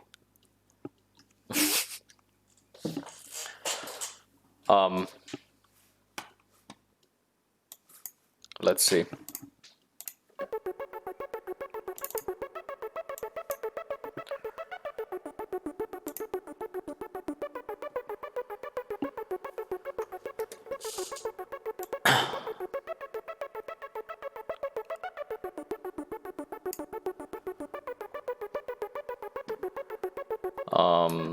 Yeah, that's all right.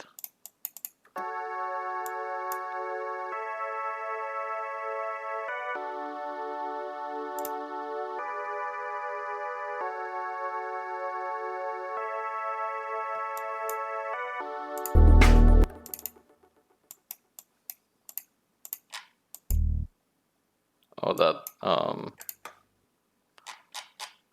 bass note is a bit off, so it should be that one. Let's just copy that over.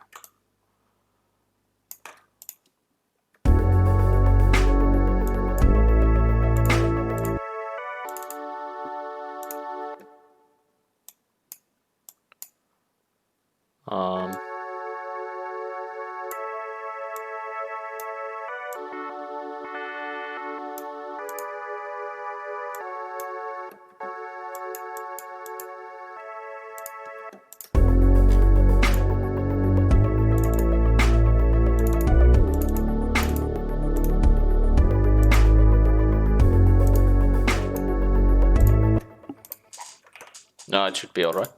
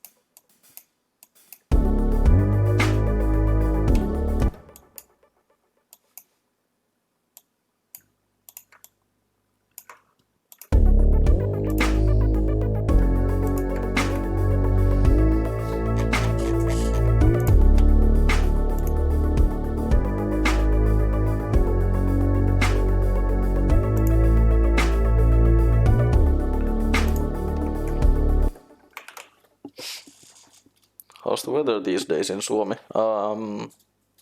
It is currently nice and sunny, probably around 20 degrees or 21 degrees or something like that. But it was like rainy the whole day up to this point. And like up to yesterday, and pretty much I think the entire last week was like super hot, something like 26 degrees.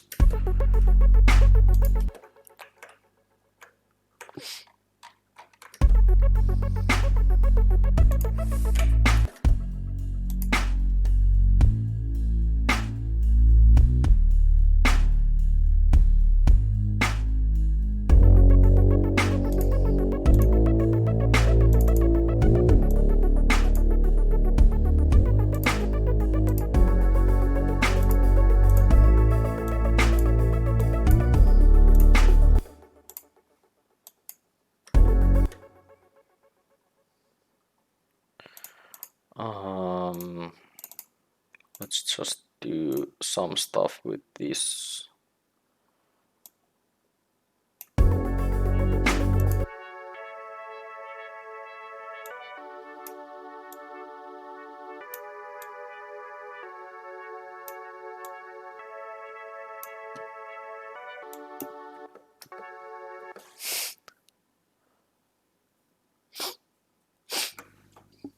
All right, have fun shopping, KM.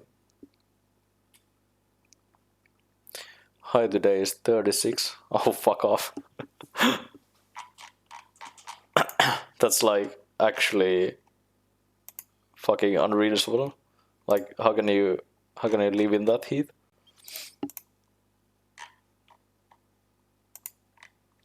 What does anyone live in that heat? Just everyone move out?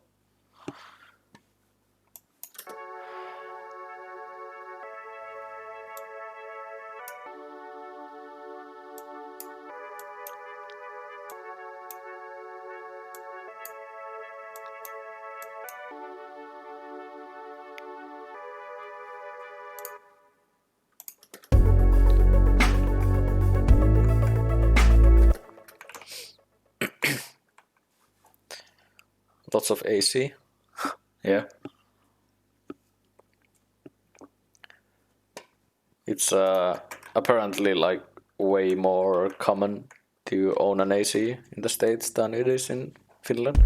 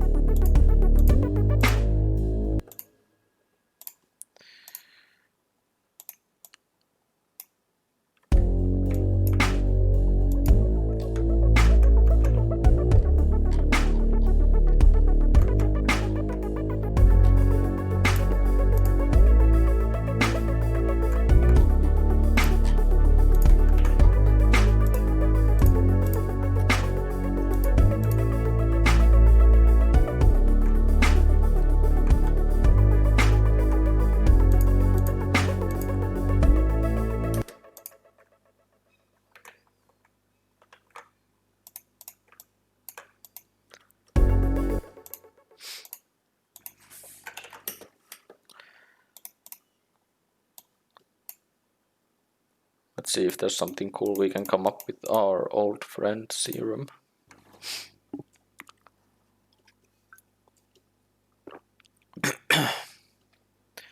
Our places more north don't have AC, or at least much more uncommon. Yeah, I guess that sort of makes sense.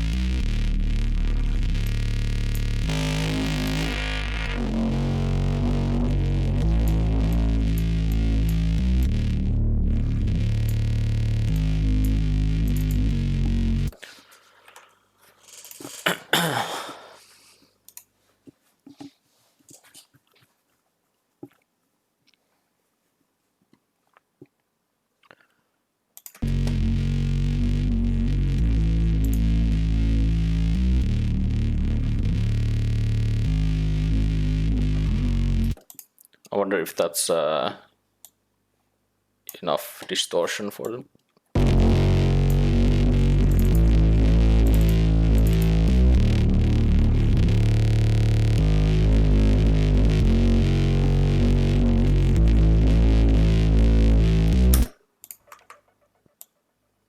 Actually, I'm gonna take this a bit to the right, so I get to do a full 180 on this thingy.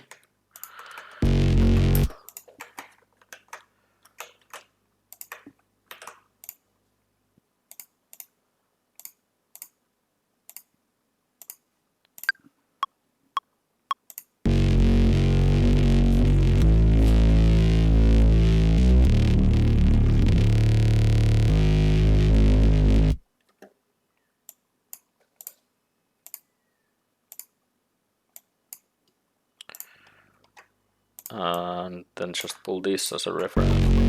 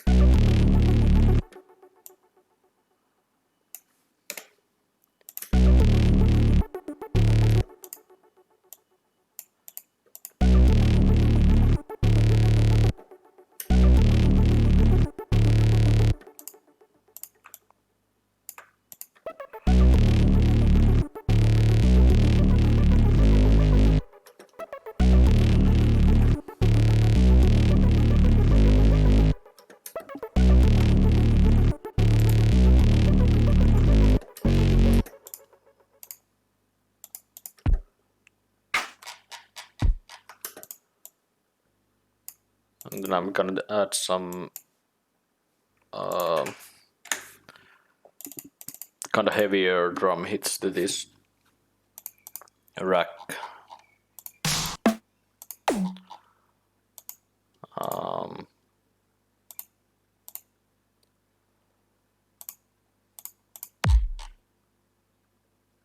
It's actually pretty cool. And then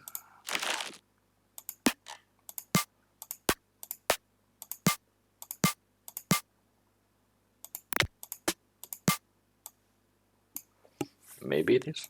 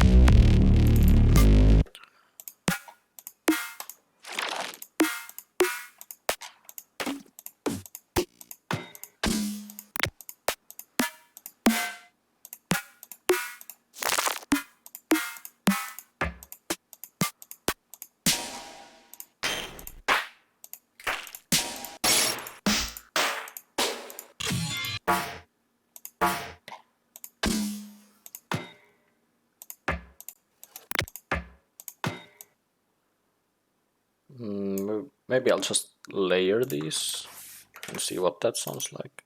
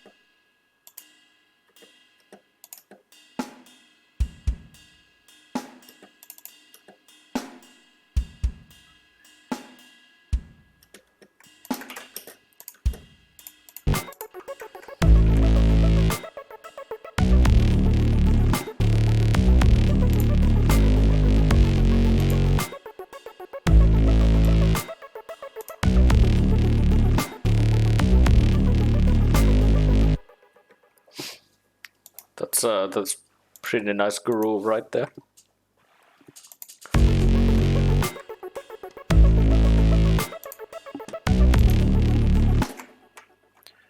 Then I could make like kind of more arpeggiated version of that bass or something like that.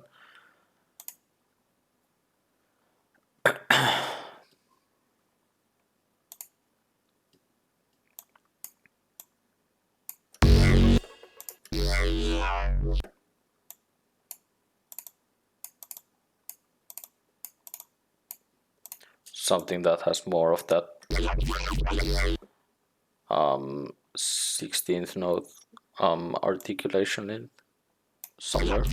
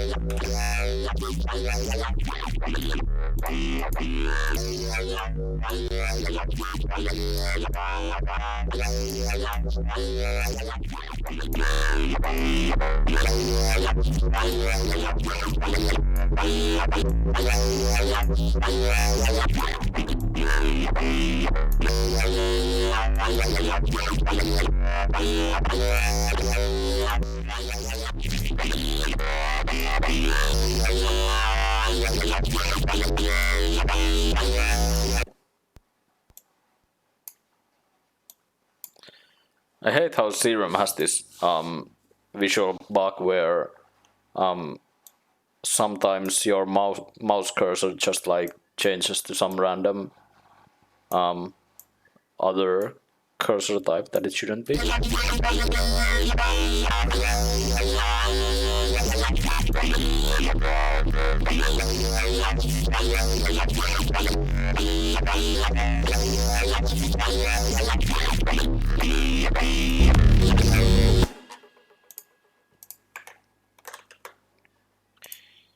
And again, I'm gonna resample this onto another audio track. Oh, hello, Tamari.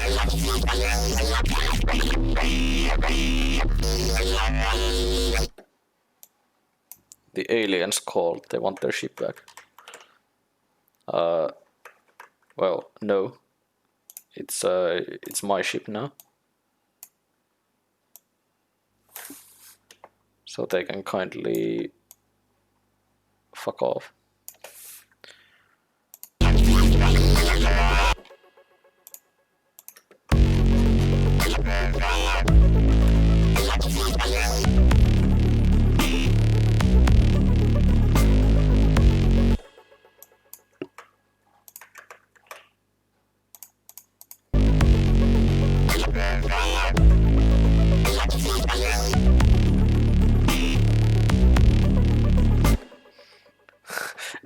Aliens land in Finland, government is freaking the fuck out what to do.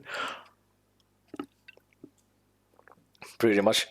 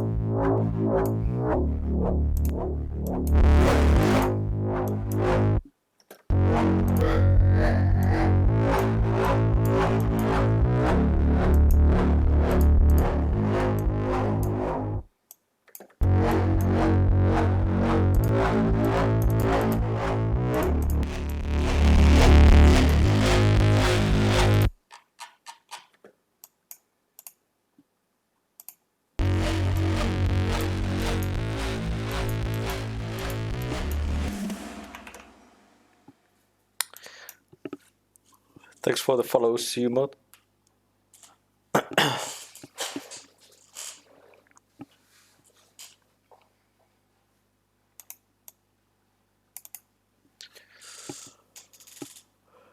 From Long Beach. Nice.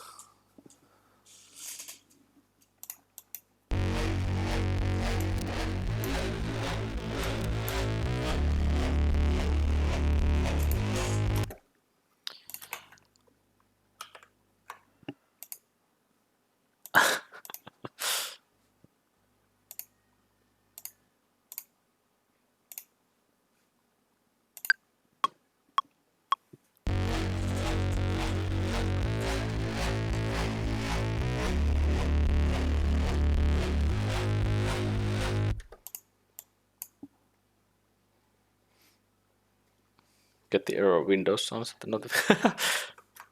Yeah, that would be something.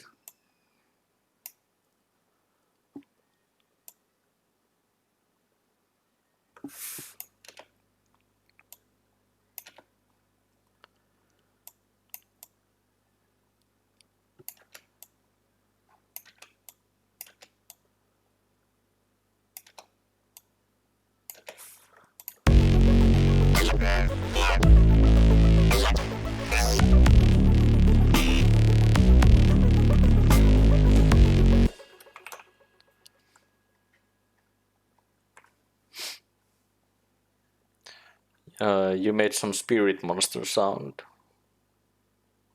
Oh, that's sounds interesting.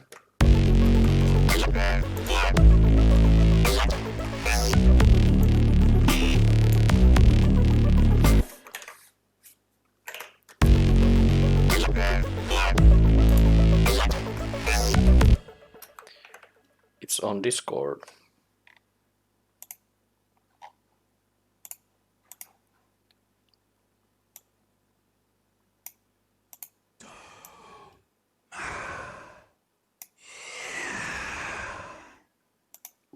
Spooky.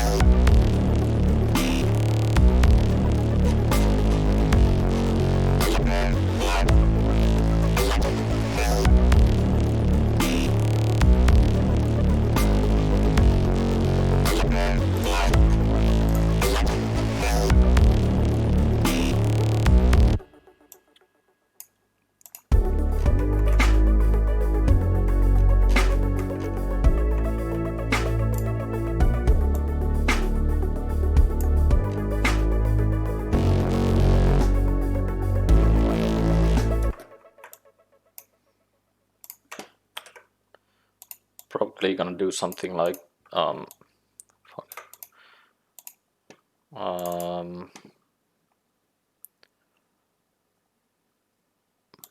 filter this in a way that kind of introduces it but doesn't really like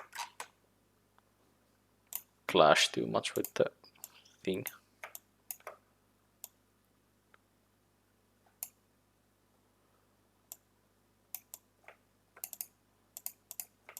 Maybe something like this. And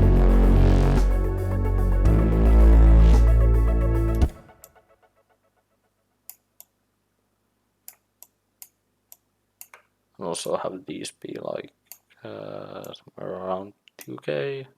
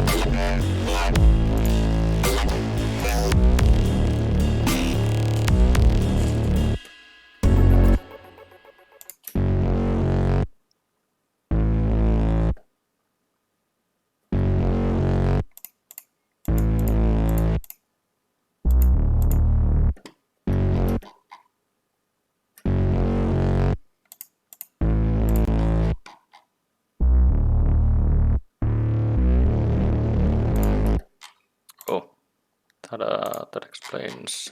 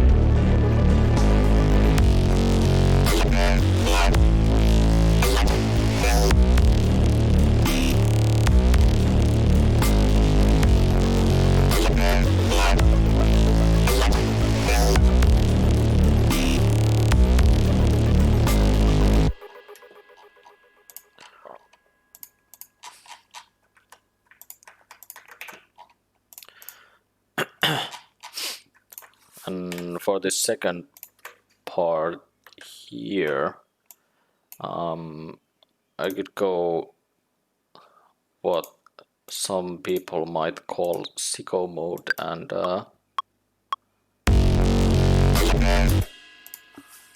do some wacky shit.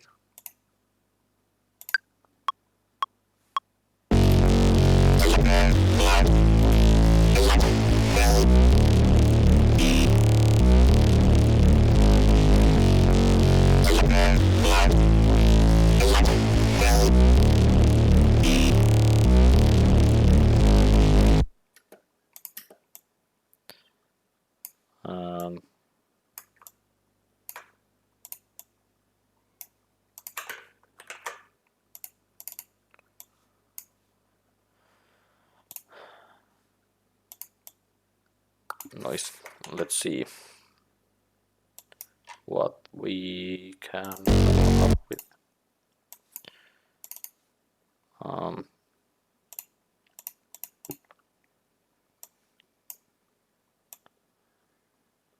Go with like 16 notes here and just randomize everything.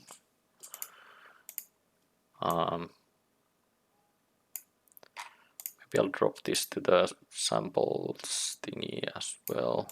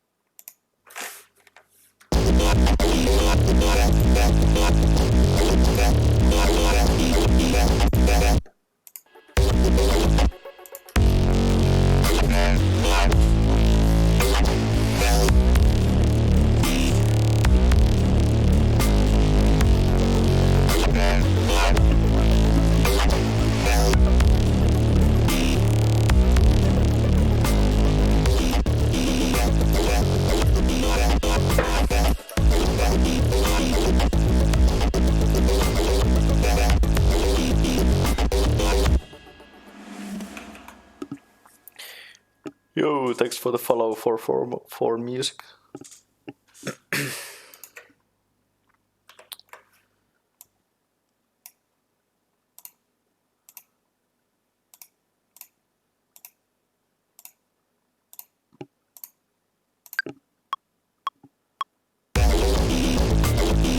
Oh fuck. Just this one, thank you.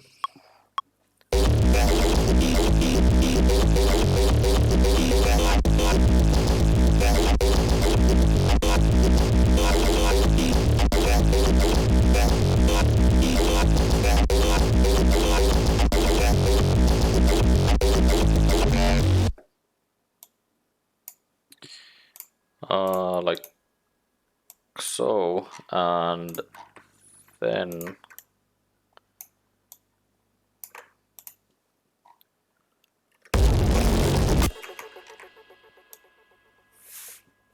I think I'll do like this, and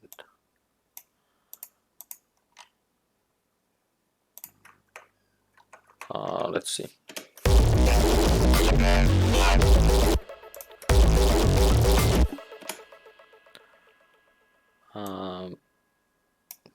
Maybe something like this, and then disable this portion but have this one playing, and then bring these in here.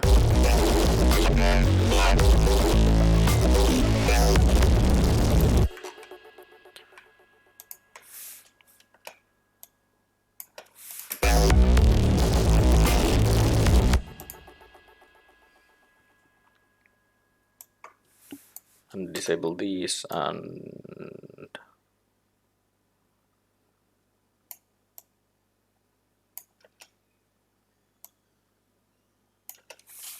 maybe something like that.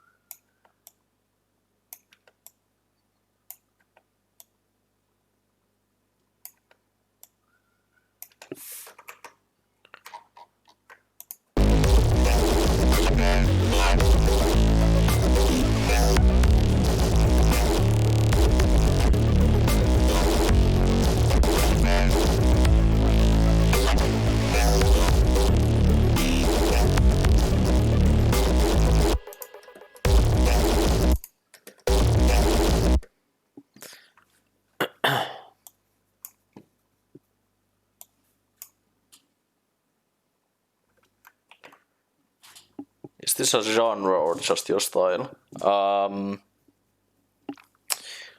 This is just like a combination of just cool stuff that I've learned and heard, and just kind of putting all stuff together.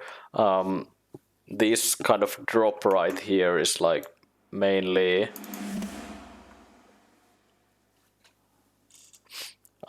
this drop is kind of mainly inspired by this guy called Zilla or Silla or however you want to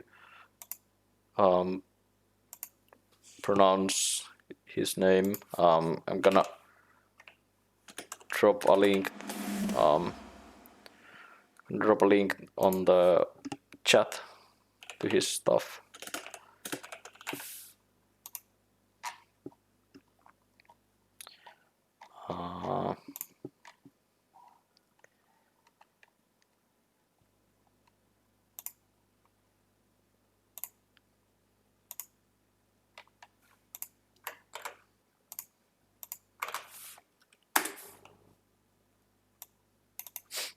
So that's the kind of artist that I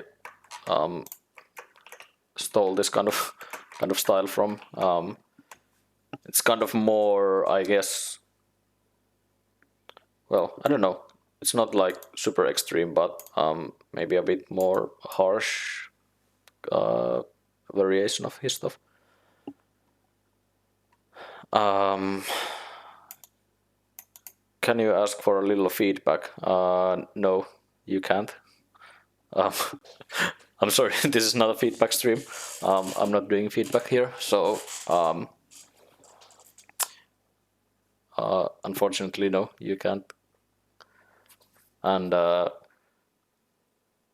just dropping your SoundCloud to the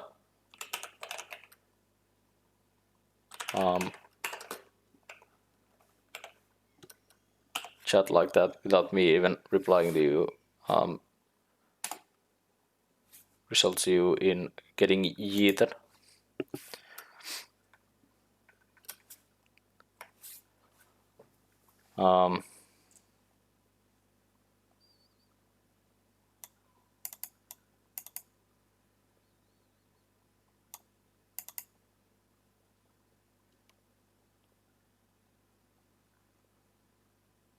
And yeah, same for you, crew. I've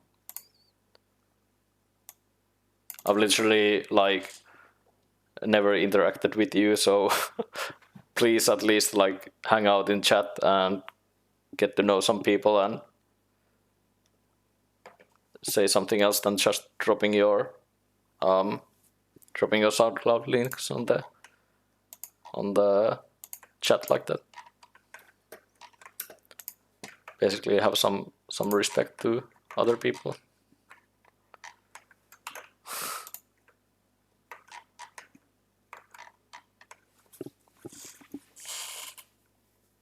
Like you're more than welcome to share your stuff, but like at least do it after hanging out in the chat for longer than 5 minutes.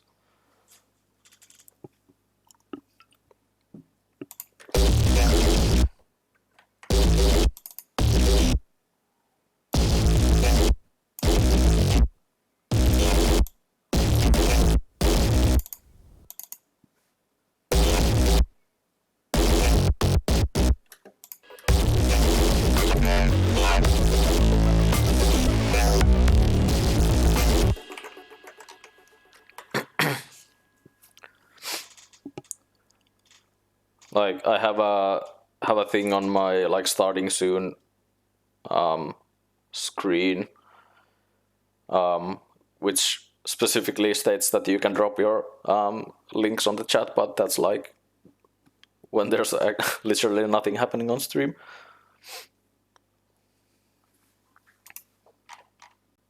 And yeah, what Crystal says, please like try to at least grow some kind of relationship with people first before you plug your shit.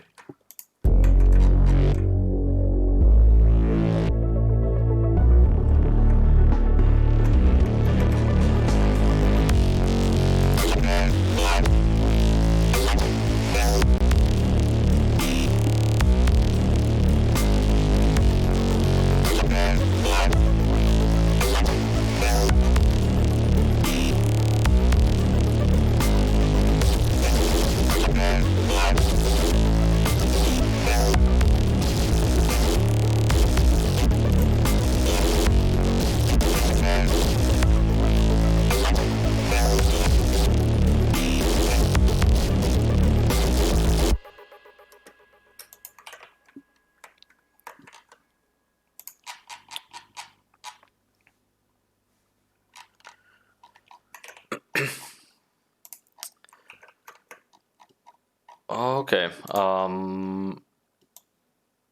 I think I'll start to wrap up the stream for today. Let's see. Thanks everybody for tuning in, and thanks for all the follows and subs and all that good shit. Let's see if I can pull off a pro streamer move and roll the credits.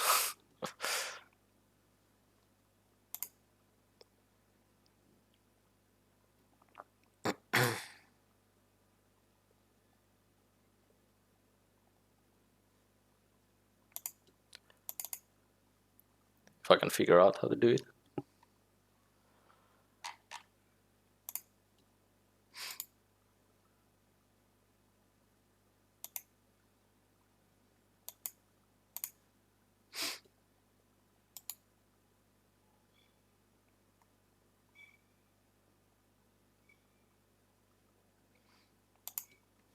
Maybe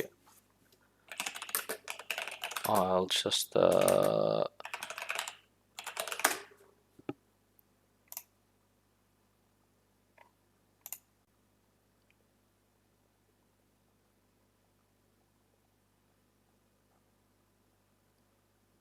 you can do it through the website.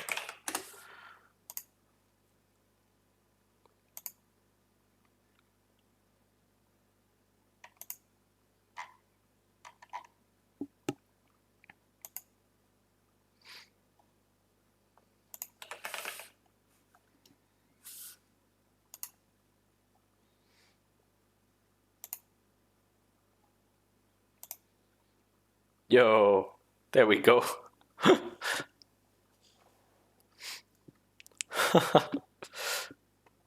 That was something. Learning how to use Streamlabs Live.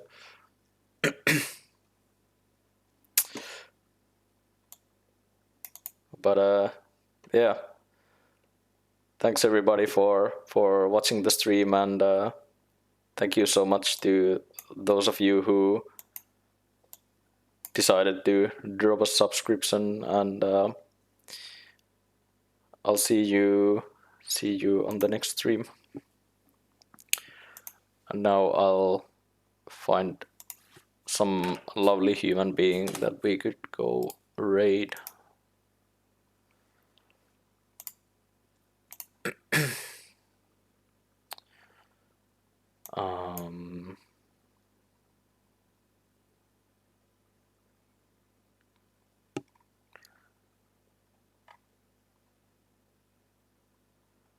We could go watch Goldie do some wholesome chill Sims 4 stream.